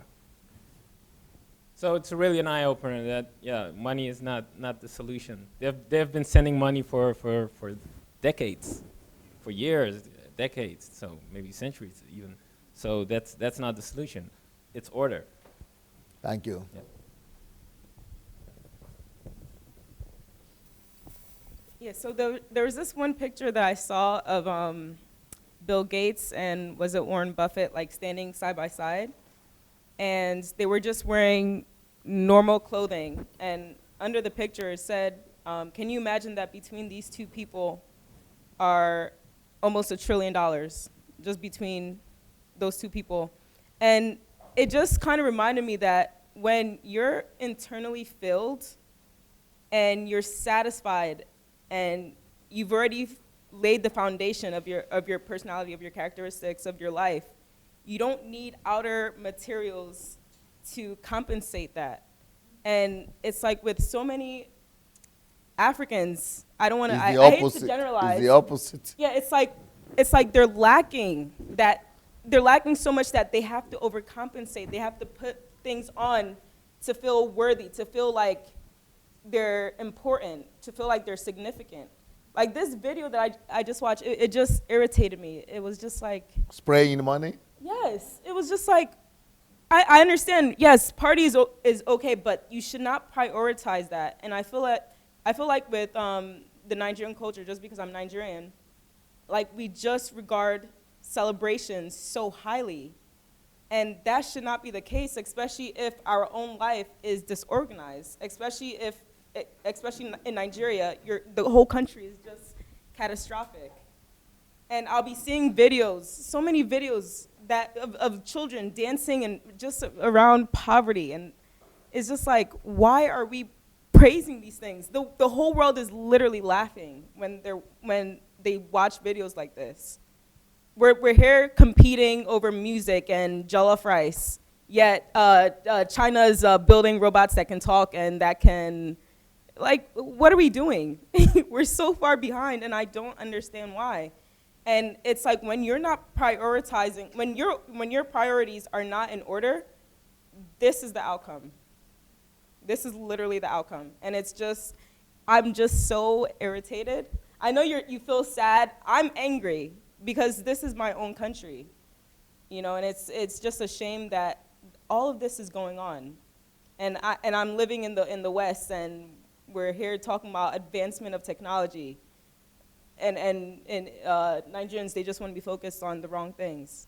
It honestly just angers me. That's all I can say about that. And what do you think this station can do, though? I don't even know what's wrong with the minds of Nigerians. I just think that we need to enforce order. I don't even know what to say about it because it just baffles me when I watch things like this. It's like, once you're done throwing money around, you're gonna leave the building and all you're gonna see is just disaster. Like you said, it's just temporary. The celebrations are temporary. And we're so far behind. It's a shame. Wow. Like, I'm just shaking inside of me. It's really mind-blowing. But I've learned that, we've seen it from the Bible, how God orderly created the world. And the way he also structured us. And like with proving, videos as we've seen about the countries that's implemented order in their system. So the conclusion is that for me, we really need order in our lives and also in our nation. We really need to imbibe this quality in our nation, because that is, that should be the foundation key that will bring transformation in our system. And like talking about in our own part of the world, like I know that we have been conditioned in our mentality, so we really need mental transformation, and one of the keys for mental transformation is getting the rightful knowledge. So I think we need knowledge in our world. Thank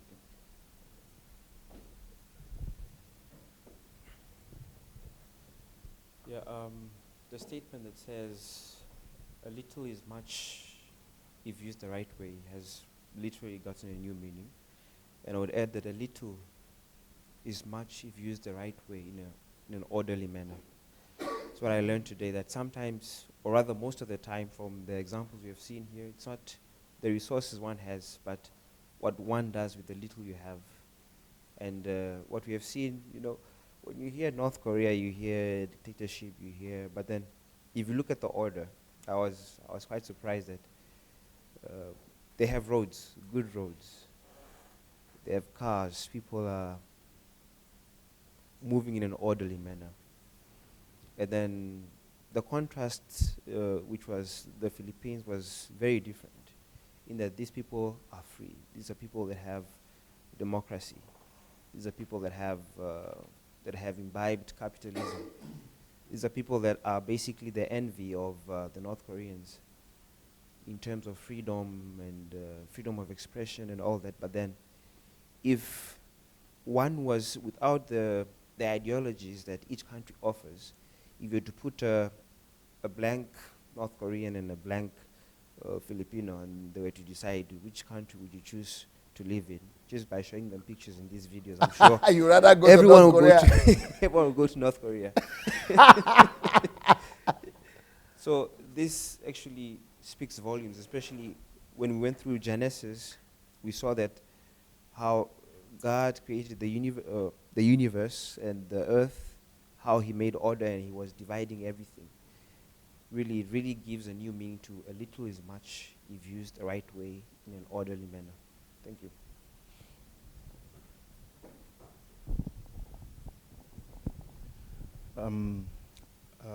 For me, the Bible says that the kingdom of God is like someone looking for, when someone is looking for, when you're looking for something, treasure, a treasure, and you find it and you go and sell everything you have to acquire that treasure. Now, for me, I think that this is the most expensive asset that we all need to acquire. If in Nigeria we could see that this particular order that DSA is talking about today is the reason why we build beautiful houses, big cars, but we don't have homes. The marriage is not working. Nothing is working. Just because of simple order that we don't want to abide by. We don't even want to adopt it.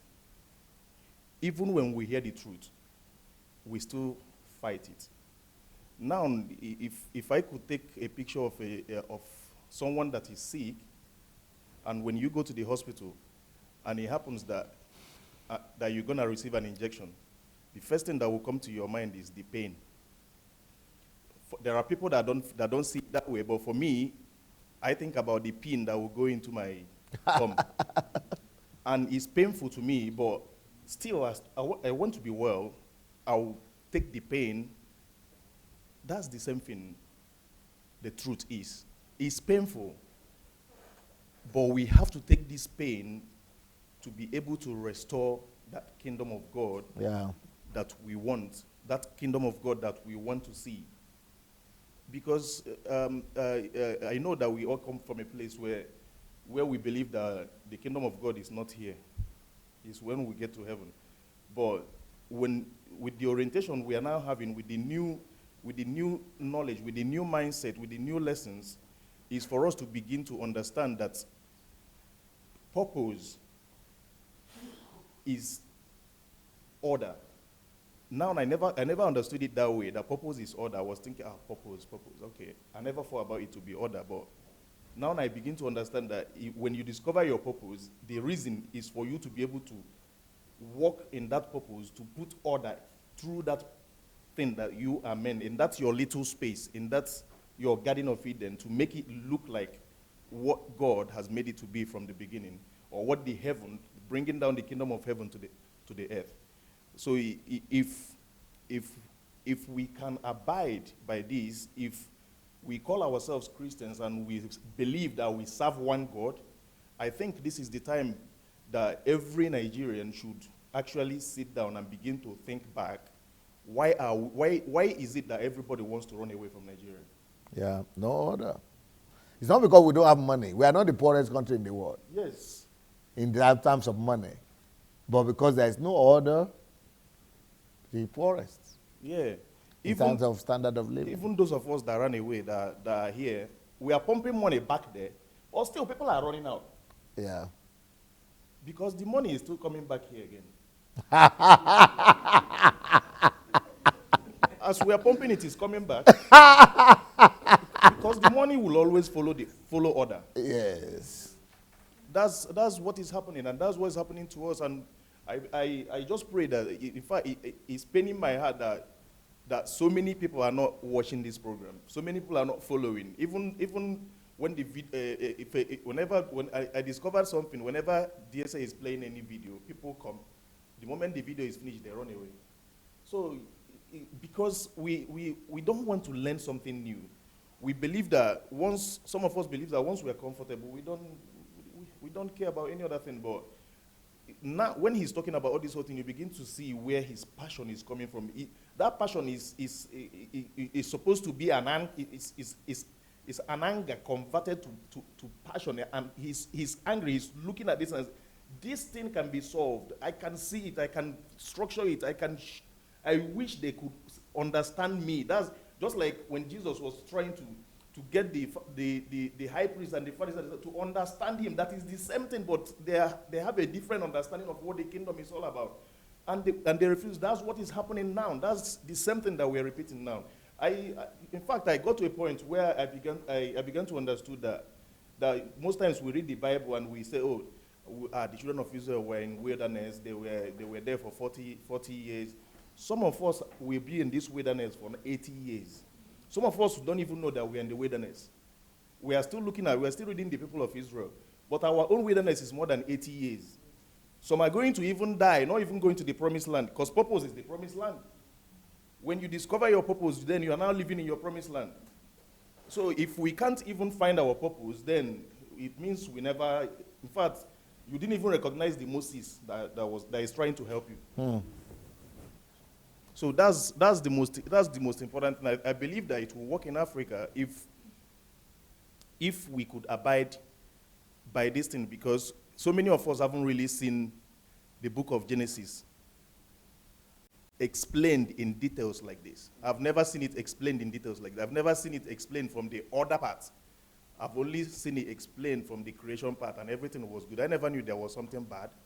I never knew that there was mistake. I never knew that through other things were created.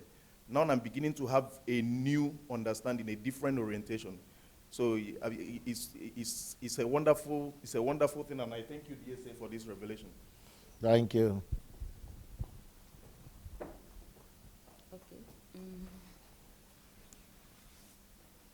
Okay. The only thing that I want to say here is this.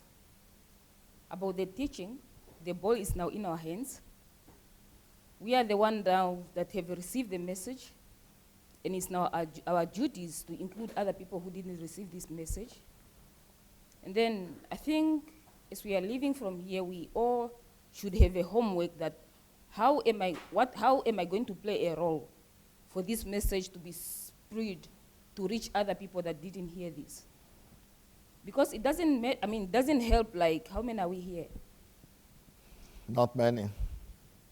And then we just for only us, like you gain what you gain, you keep it for your own understanding, and that is it.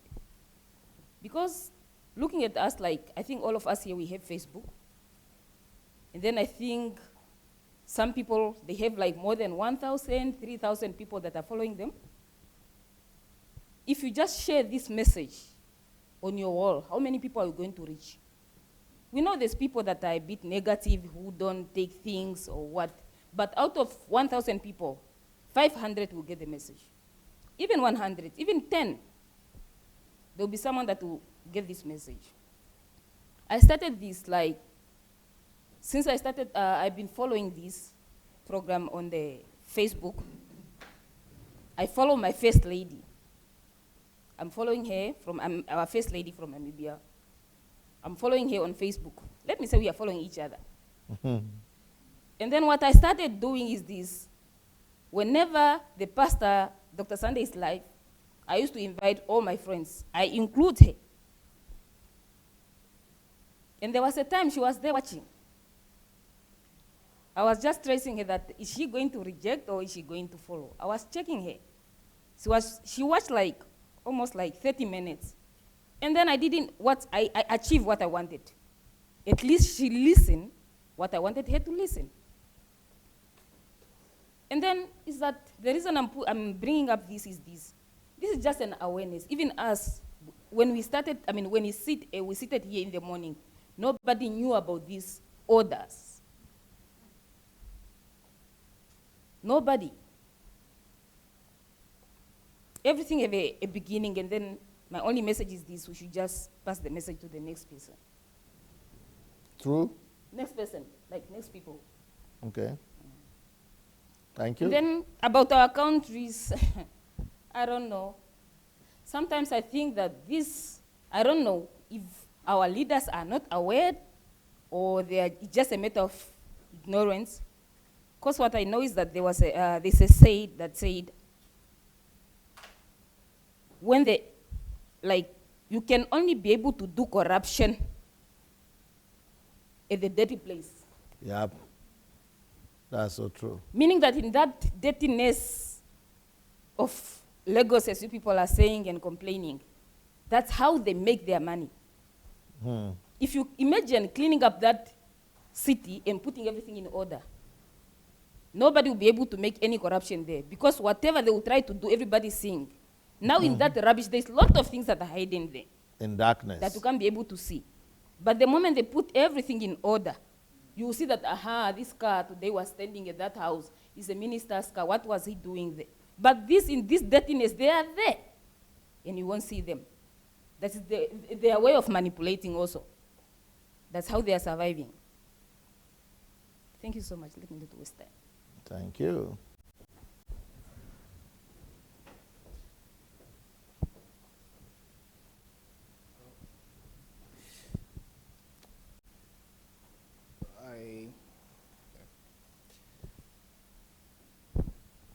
I see this as an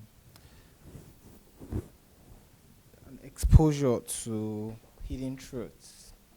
So, order is key to positivity, good life, and total transformation in Nigeria. And then, even as it seems to me that he's urging us to accept his proposition on this order being what we need in Nigeria, I have learned to see it as a responsibility, being creatures of God.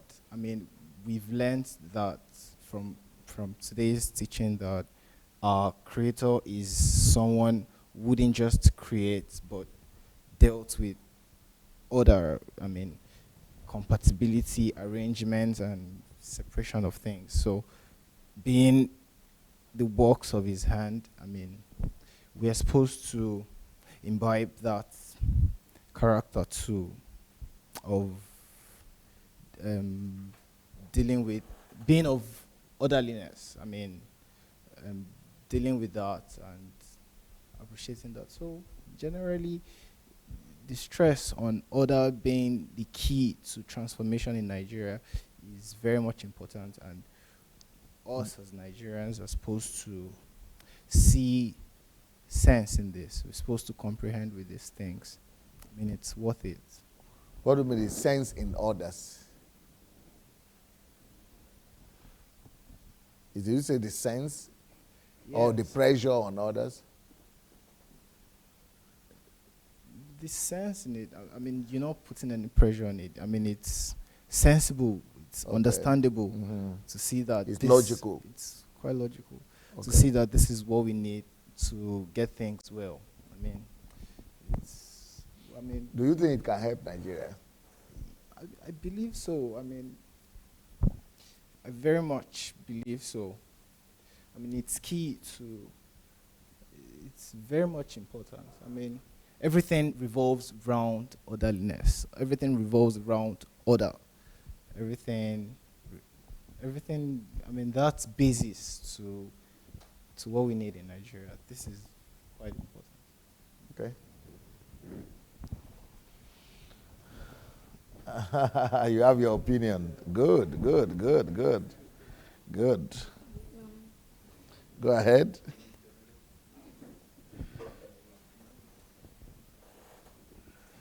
Tell us. I just want to say that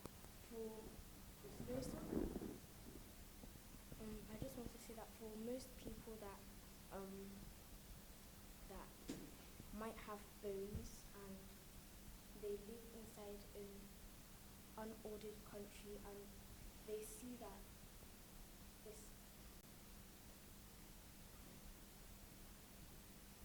Beautiful. they see that these countries don't know what order is and then what they think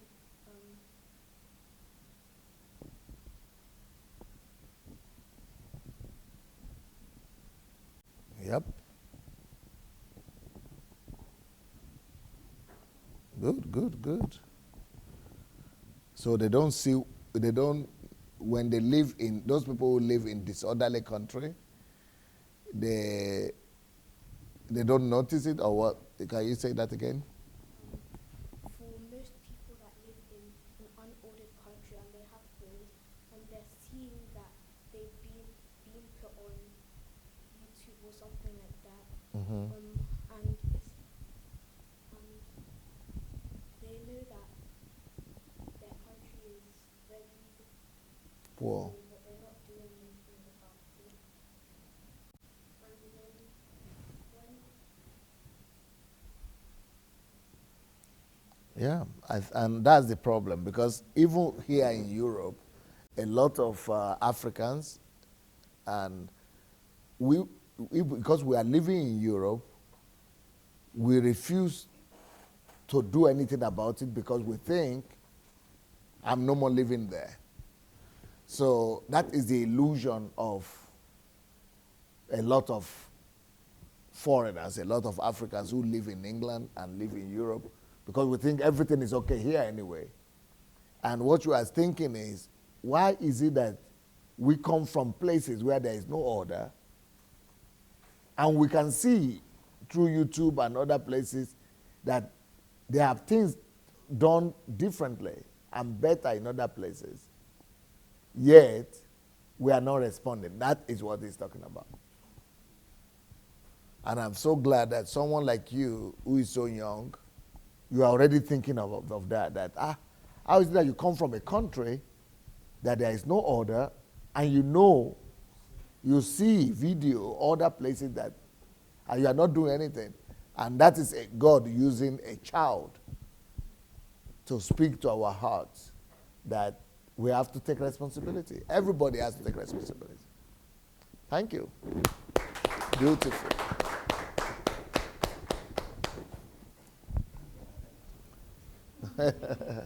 Who is next? Thank you so much, DSA. I think we've always, you've been talking about this for a while now, at least since I've met you. You talk about values, and but in this HMT you are specifically talking about order. And we've seen through the videos you've shown the difference order makes between different countries and how order or the lack of it thereof has proven to be the difference between the social well-being of countries, irrespective of their resource. You know, if one would think that this is just within the African context, we've seen it also proven in Asia by looking at Philippines and also looking at North Korea. And we see the whole structure in place, even though, yes, they have authoritarian government, but we can see the structures, we can see how things have been built and how things move and how the people are, I mean, going about their day. We've seen in Tokyo. In fact, Tokyo, like you mentioned, because South Korea, Japan is a very overcrowded nation, a very small island with over 120 million people. So when you look at Tokyo, it's like the most crowded city in the world. But yet with order, they get things done. You need to see them in their, there's this time there, I forgot the name. Their rush hour. Rush hour, yes, sir. Even within the rush hour, I mean, the space is not enough for them, but the way they still manage to put themselves in and they'll be smiling. If it happens in Nigeria, someone would have just punched you from the back. But you can see that because order has been a part of their system, is a part of their culture, now it makes things work for them. And the pastor was showing the video and you could see even within that space, you cannot tell, you can't tell. But in that place, there is like high density of, I mean, in terms of people living compared to space that they have. So we've seen in clear pictures, and pastor has given us the empirical evidence of what order can do and what the lack of it, how we can suffer from the lack of it. When you look at Philippines in the same context, in the same Asian context, and you see that they are suffering just like Nigeria, same problem, lack of order. When you look at, there's a city in Mexico, and it borders with another city in the US. When you look at it from the area view, you just see how one is disorganized, and you see how one is arranged. So one can see that it's not about land mass or resource, because potentially they have the same resource, because it's just, the difference is just probably a fence that acts as border. They have the same cultural background, but a government or a system instills order in one, while the other is lawless. And so they have high crime rates, drug problems, they have every sort of things. So I think that once we can imbibe order in our nation, in a nation such as Nigeria, in a nation as complex as Nigeria, I think we'll begin to see that things will begin to fall in place. So thank you for... How can Genesis help in this? Yes, how can Genesis help in this? For instance, I started a project, and I was blessed enough to have listened to your Genesis analysis at a point before. So in doing that now, I set up a system, and in setting up such system, there's a check that I have in place to see how that system is working. We criticize it, then from there we build another product from the system we have. So I think if we understand the Genesis principle and we begin to set systems in place, we don't just let the system run without doing some critiquing and analysis and seeing how we can get things better and building more products from the next thing. So on a more practical terms, let me just say from how I have applied that, sir, Project 30 before 30 in Nigeria now, we are putting kids back in school. So after the first term, we've been able to analyze our results. We've seen things to do better. We've seen how to undo things better. So from just that self-critiquing and going, I mean, from the system that has been created, because from learning from you now, I started building from down up instead of from building up down. What do I mean? I did not just build system that was not putting the goal, achieving the result at mind, you know, just setting up office and people will be there but not getting the result done. So we start from getting the result done. And so because of that now, critiquing the result, now we are building another product called, that we'll be working with a guy in Nigeria, Vocas Lender. Yeah. Yeah, so with that, we are now working with a specific group in Ajegunle, just from the basis of the project 30 before 30. So while that is running on a broader scale, because of the critiquing and improvement that we want to make in now, we are now looking at, okay, there's a location where we can always get people. And from there again, we've now noticed that there's even still another place in that same Lagos that's even worse. So just by critiquing, we are giving birth to more product, and it's getting better. And because of that and the system in place, many more people are coming on board, and we are spreading, even without publicity yet. So I'm just imagining when we are now finally registered my foundation in Nigeria, and we start publicity with the trust that we've been able to gather over the years. So just doing that, just applying the Genesis principles, we are getting more results, and just using that order, things are falling in place. Excellent. Okay. Thank you so much, Dr. Sunday, for this awesome teaching tonight. Like I said, so many things that I studied before, or maybe I'd been taught before, are just putting themselves together. They are making meaning. They are making sense. Like, for example, in business school, one of the things that is emphasized again and again to us is what is called imageology. That is how people perceive your business organization. And that is why a lot of companies devote a lot of money into advertisements, into putting themselves out there, into branding and all those kind of things. I think in just 2017 alone, over $600 billion went alone into advertisement all over the world. So people are always trying to, project themselves. And basically what it means is just you are using little to show a bigger image of yourself. So you want people to see you bigger than you actually are. But listening to Dr. Sunday's teaching tonight, I actually discovered that we don't need all of that where there is order.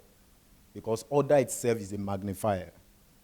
Like the example of Moldova that we saw and some of those smaller countries.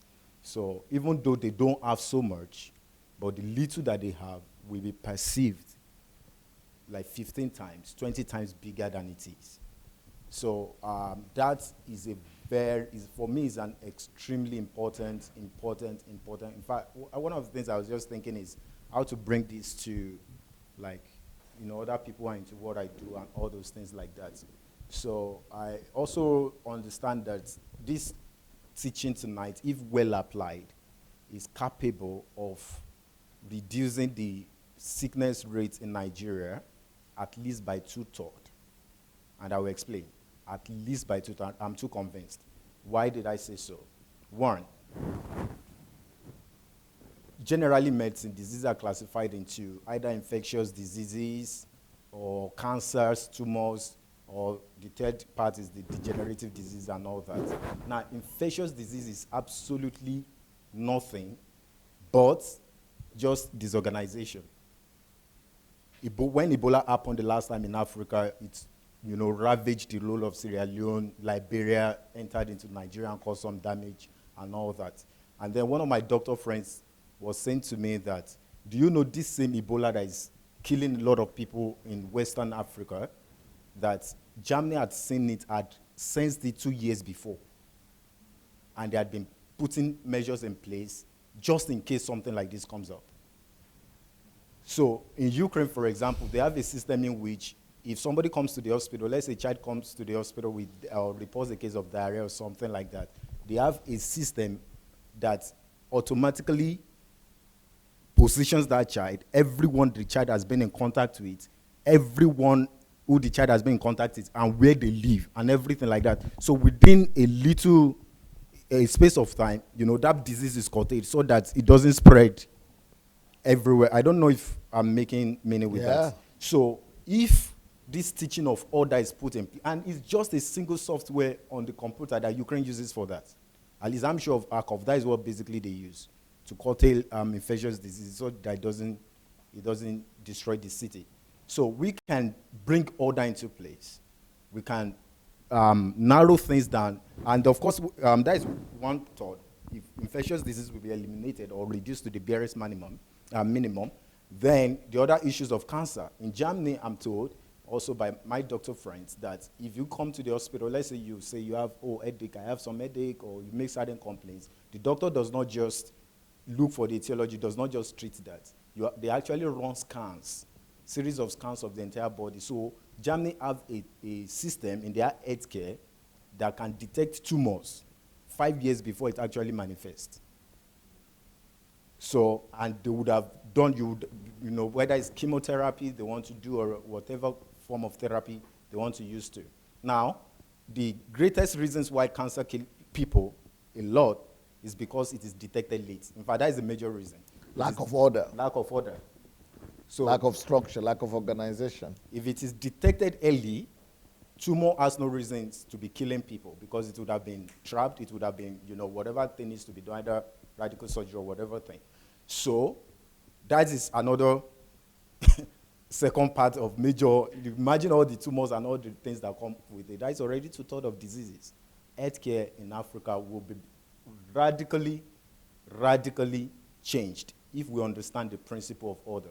So these teachings are, sometimes I'm so scared in my heart that maybe Dr. Sunday really came ahead of his time. Maybe, I'm thinking maybe, maybe the world is really not ready for him, But I know that, sir, these things are generational teachings. These things are fundamental. Treasures. These things they are things that even 300 years from now, 400 years from now, 500 years from now, it will always be relevant. They will still be speaking. Because 500 years from now, we'll still be talking about, meteorology, branding, we'll still be talking about public health, we'll still be talking about all of this. And these things will always be relevant to finance, to healthcare, to organizations, to personal life, to nations, and things like Muhammad Ali used to say that a lot of times when he wants to do certain things, he said people will come talking to him and say, Ali, don't do that, Ali, don't do that, Ali. And he said the people that are telling Ali, don't do that, he said they have not even left the ground, whereas he's up there. And they are whispering to him up there and say, don't do it, don't attempt, because what he is seeing, they cannot see it. And it's unfortunate also because religious organizations in Africa, they are not seeing these things. It's so sad. Like I was saying yesterday that, unfortunately, rather than for us to promote these values, we are actually destroying these values. We are preaching against these values. We are preaching against order. We are enforcing disorder into the people. So people want these, nobody wants the systematic things, the systematic procedures. We want the sudden and something that shoots up like a cancer too, that just suddenly erupts, the instant, So these are my reactions to the teachings tonight, and I've really, really been blessed by them.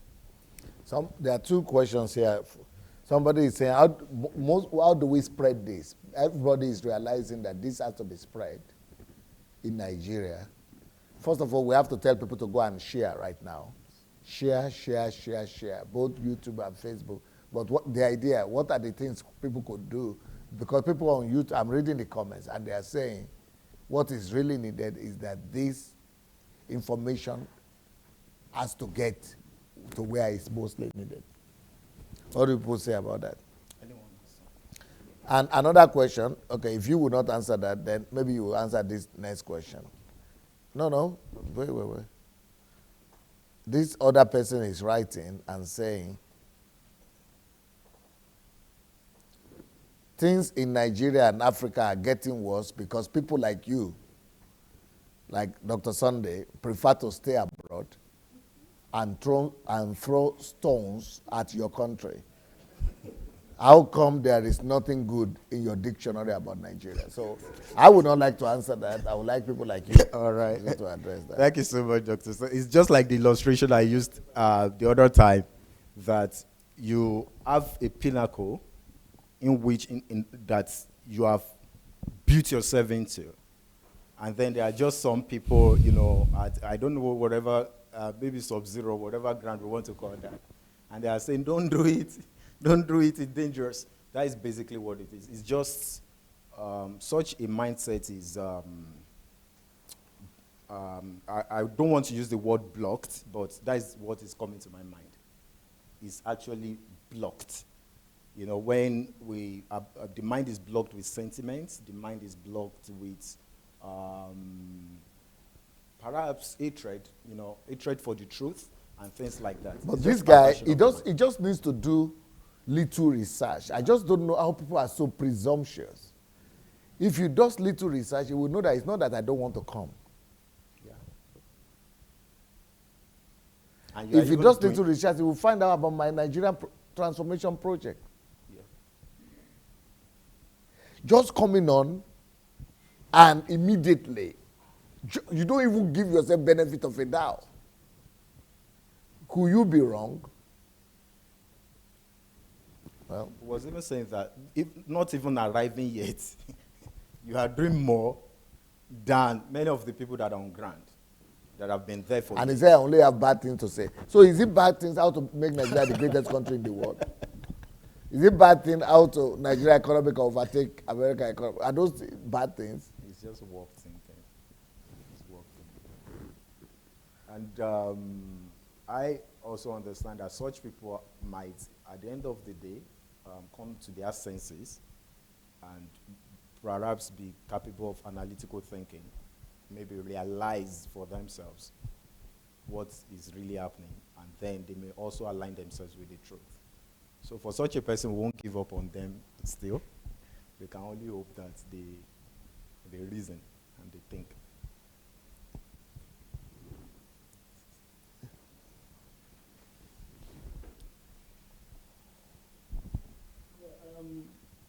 With respect to what we can do, I just thinking like what my sister said. Yeah, it could be a starting point.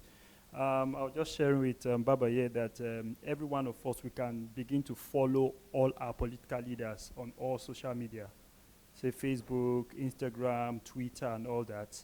And once we share this message, it will also show up in their pages. So by the time they start getting the message over and over and over again, at least one day they'll say, okay, what's going on? Let me check and let me see.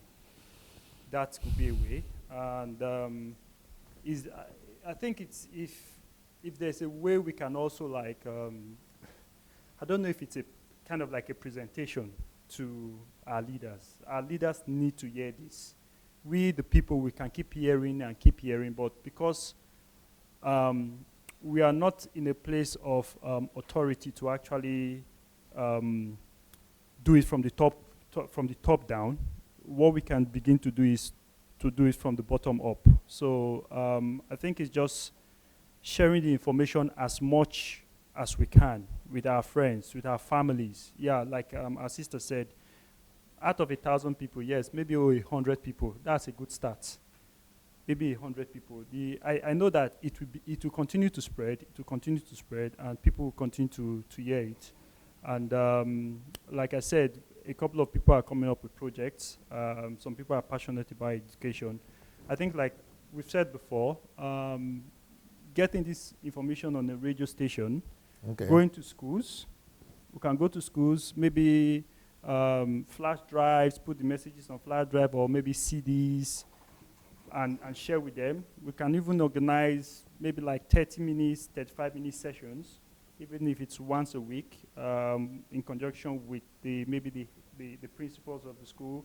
We could do it in the university. We can even organize like maybe a music concert or things like that. Gather everybody, because Nigerians love music. And in the process of the music concert, you play these videos for them and show them.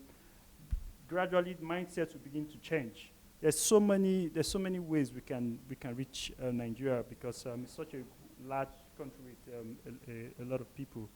And we can also work in partnership with local government councils, head office, and do like rural, what's it called?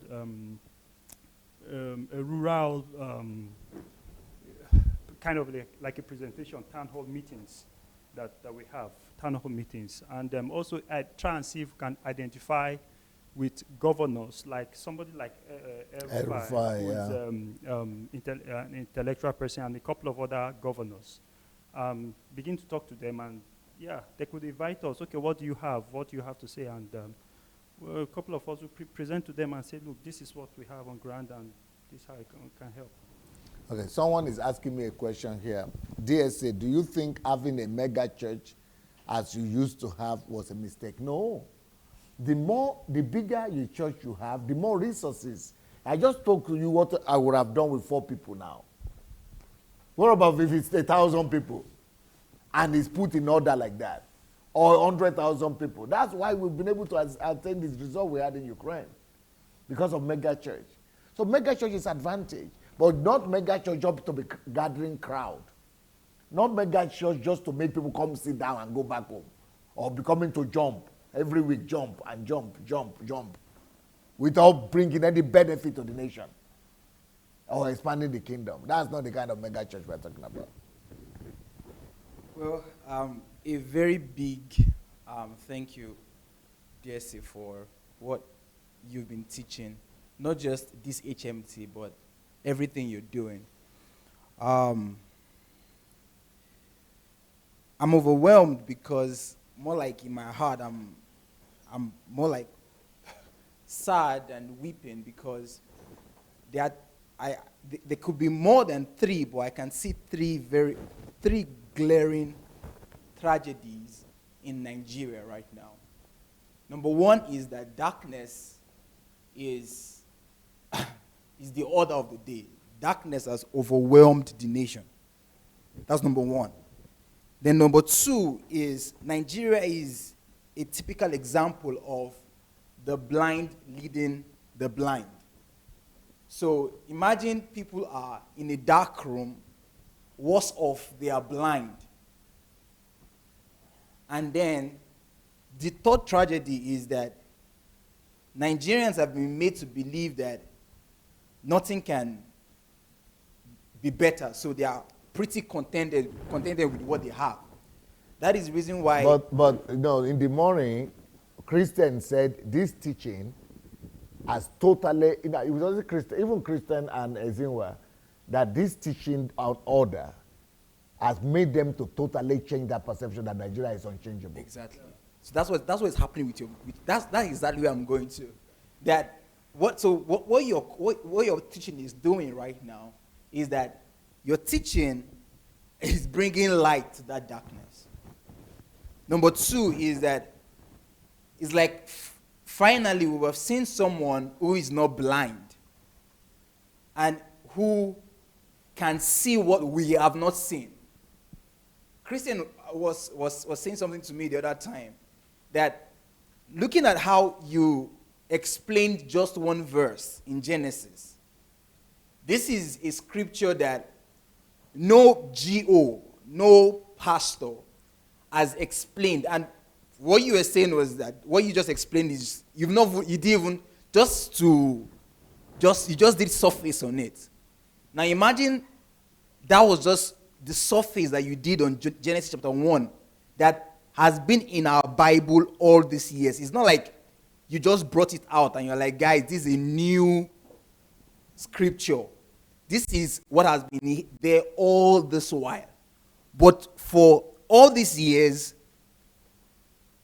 I've not heard, and I stand to be corrected, I've not heard anyone bring an exposition on that scripture as you just did.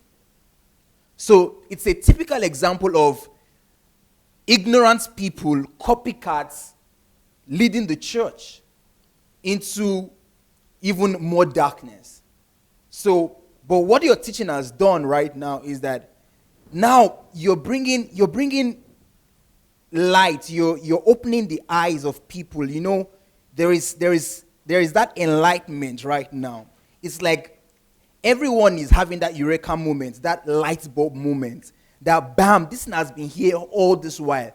But it's just like the story of the Ethiopian eunuch who was reading, and he couldn't understand what he was reading. He had the script, he had everything there, but he couldn't grasp it. And I believe one of the reasons why God even established the church, Christ established the church, was for the church to be a lighthouse, for the church to be a place where people are enlightened to understand who God is, to grasp the mind of God, and for them to begin to think like God, and for the light of God to flood their hearts so they can be and operate like God on earth. But the sad thing, however, is the reverse is the case. We go to church today, there is really no enlightenment. What we have in church today is just superficiality at its peak. People are just coming to church just to be. I know exactly what I'm saying. It is all about superficiality.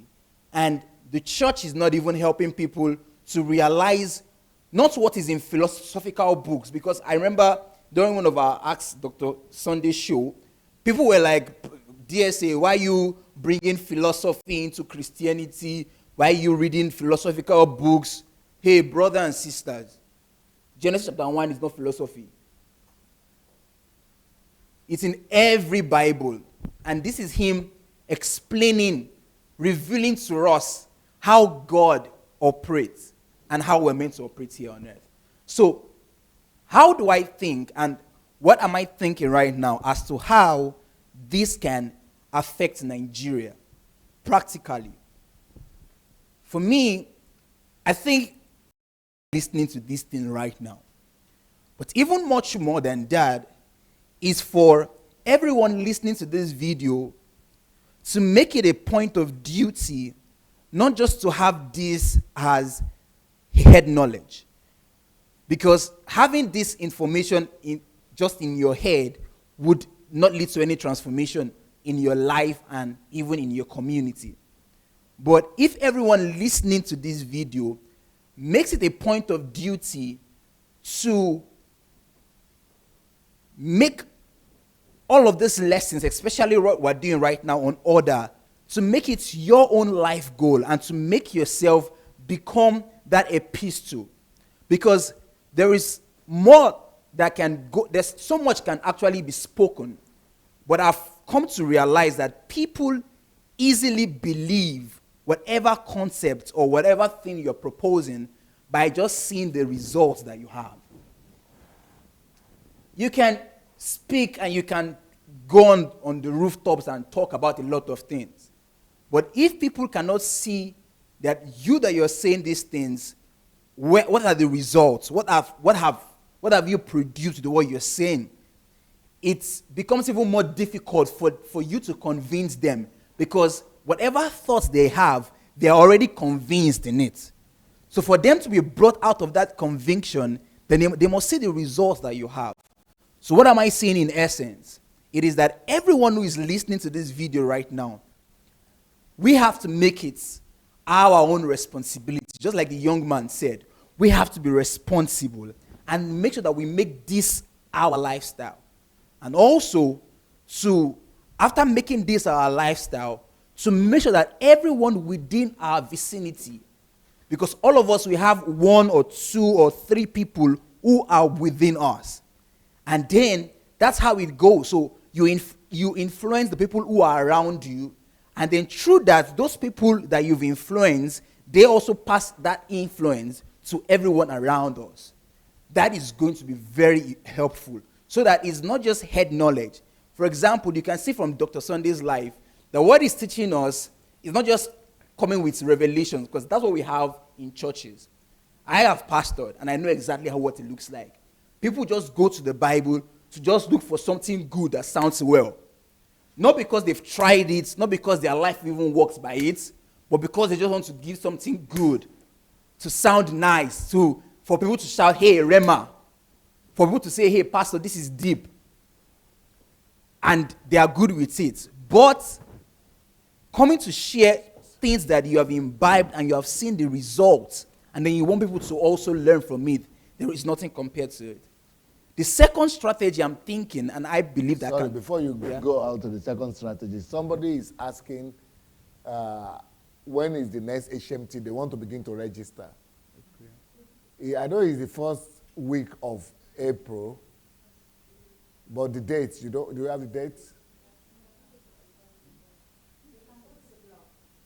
Okay, it's the first week of April. Then some of them are talking about the books. For you to get the book, write to dsasbooks@gmail.com.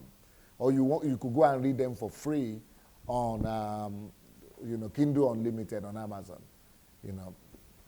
All right. So the second strategy I'm thinking that can work is what has worked for Dr. Sunday, and what has worked so much for Daddy Freeze.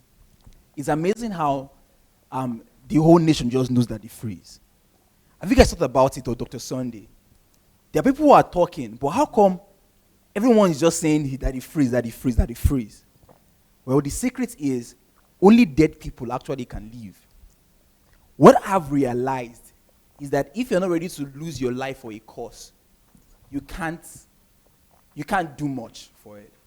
I mean, if you're still careful about your life, careful about people not misunderstanding you, or careful about people not getting attacked, we are not going to get this message out.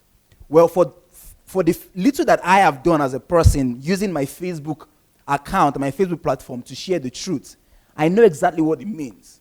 That this message will never, we can keep saying it, we can keep commenting that we need to get this message out, we need to get this message out. But that doesn't get the message out. Because if you're going to share these truths, these things are they're counterintuitive. They're not counterintuitive necessarily, but they are counter people's logic, because people don't subscribe Counter religion. Counter religion.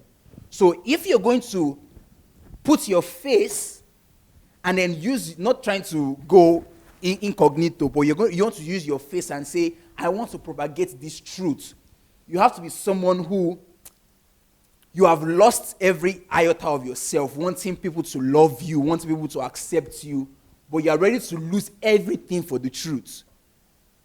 You are ready to lose friends, families, loved ones, and go straight to declare the truth. And that's what Daddy Freeze did.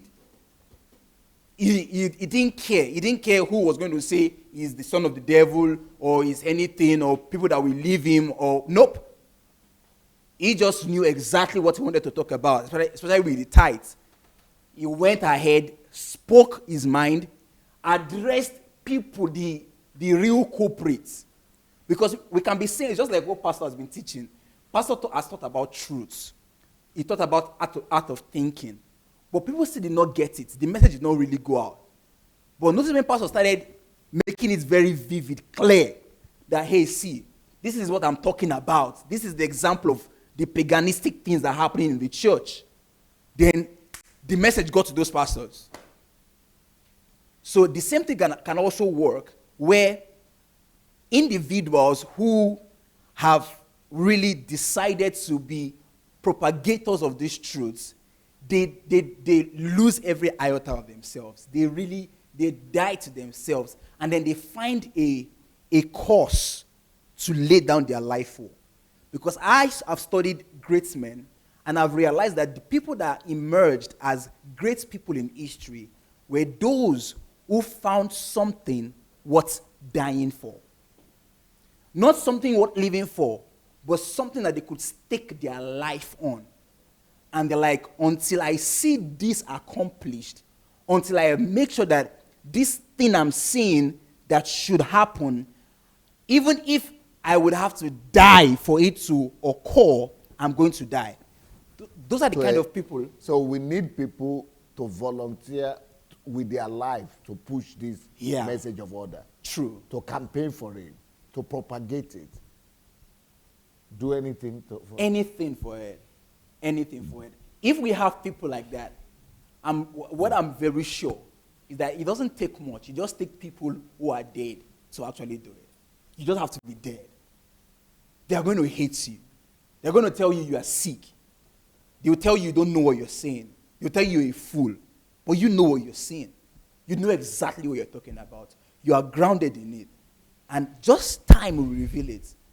That exactly what you're saying, you keep chasing it until you get there, and then people will be like, thank you for not giving up, because you, just like Martin Luther, today he's never forgotten, and he will never be forgotten, because the guy found something to live, to not just to live for, but to die for. And the black race in America would keep on celebrating that man. And that's the same story with anyone who is great. Check it out. They all found something to die for. And they found something to stake their life for. And that's the reason why even Jesus said that in this kingdom, the only people that actually get to live and get their life are the ones who lay down their lives. But in this kitchen, if you're trying to preserve your life, you will end up in an entity. Thank you so much, Pastor. Okay, everybody has spoken? Okay, now I want to encourage everyone else. I don't know which ones of this book they have spoken about and which one they have not spoken about.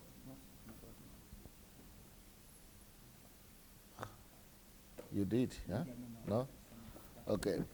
When I say that, yeah, how to make Nigeria the greatest country in the world is true. I believe it. Get the book and get to know how.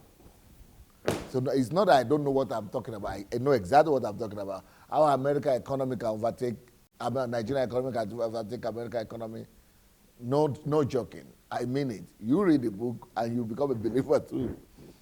But this one, the creative and innovative power of a genius. This is another principle that is necessary. Creativity and innovation.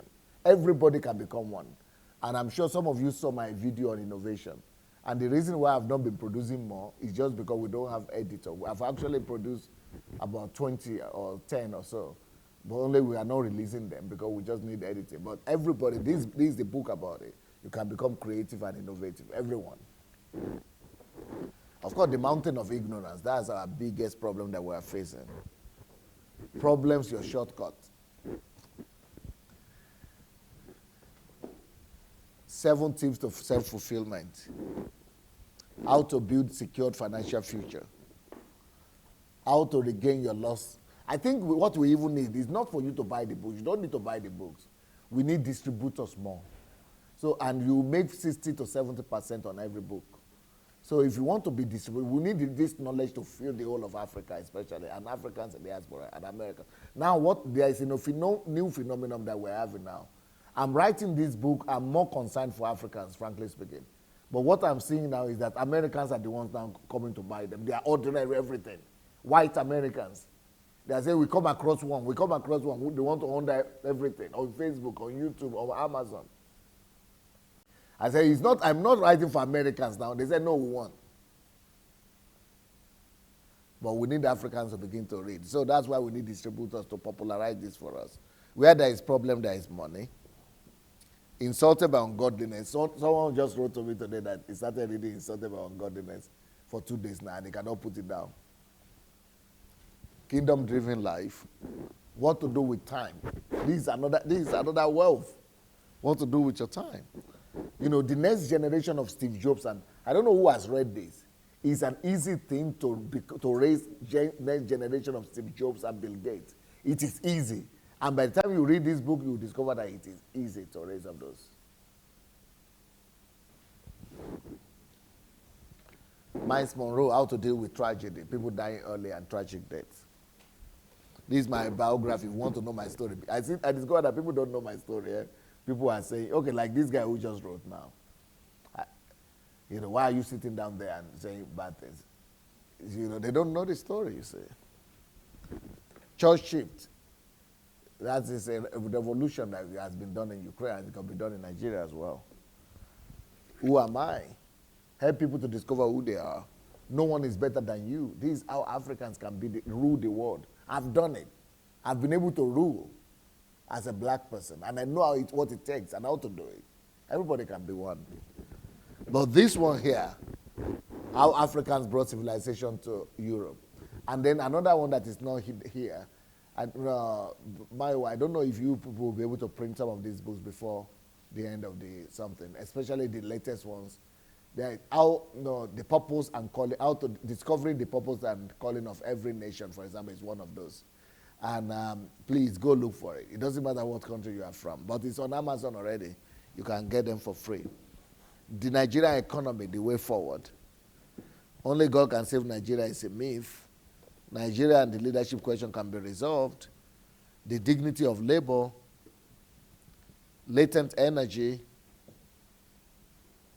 Let the Heroes Arise, Veritable Source of Energy. So many books. I can't even begin to. But listen, distribute it. You don't even need to read everything yourself, but get it to people's hand. Help people to open up their mind. This thing I'm talking about here, you discover that, there are so many other things to learn that are already written out there in the book. This one, we have to write a book about it, I guess, on order. I think we need books, not just one book. Or what do you people think? On order. Huh? We have to have it.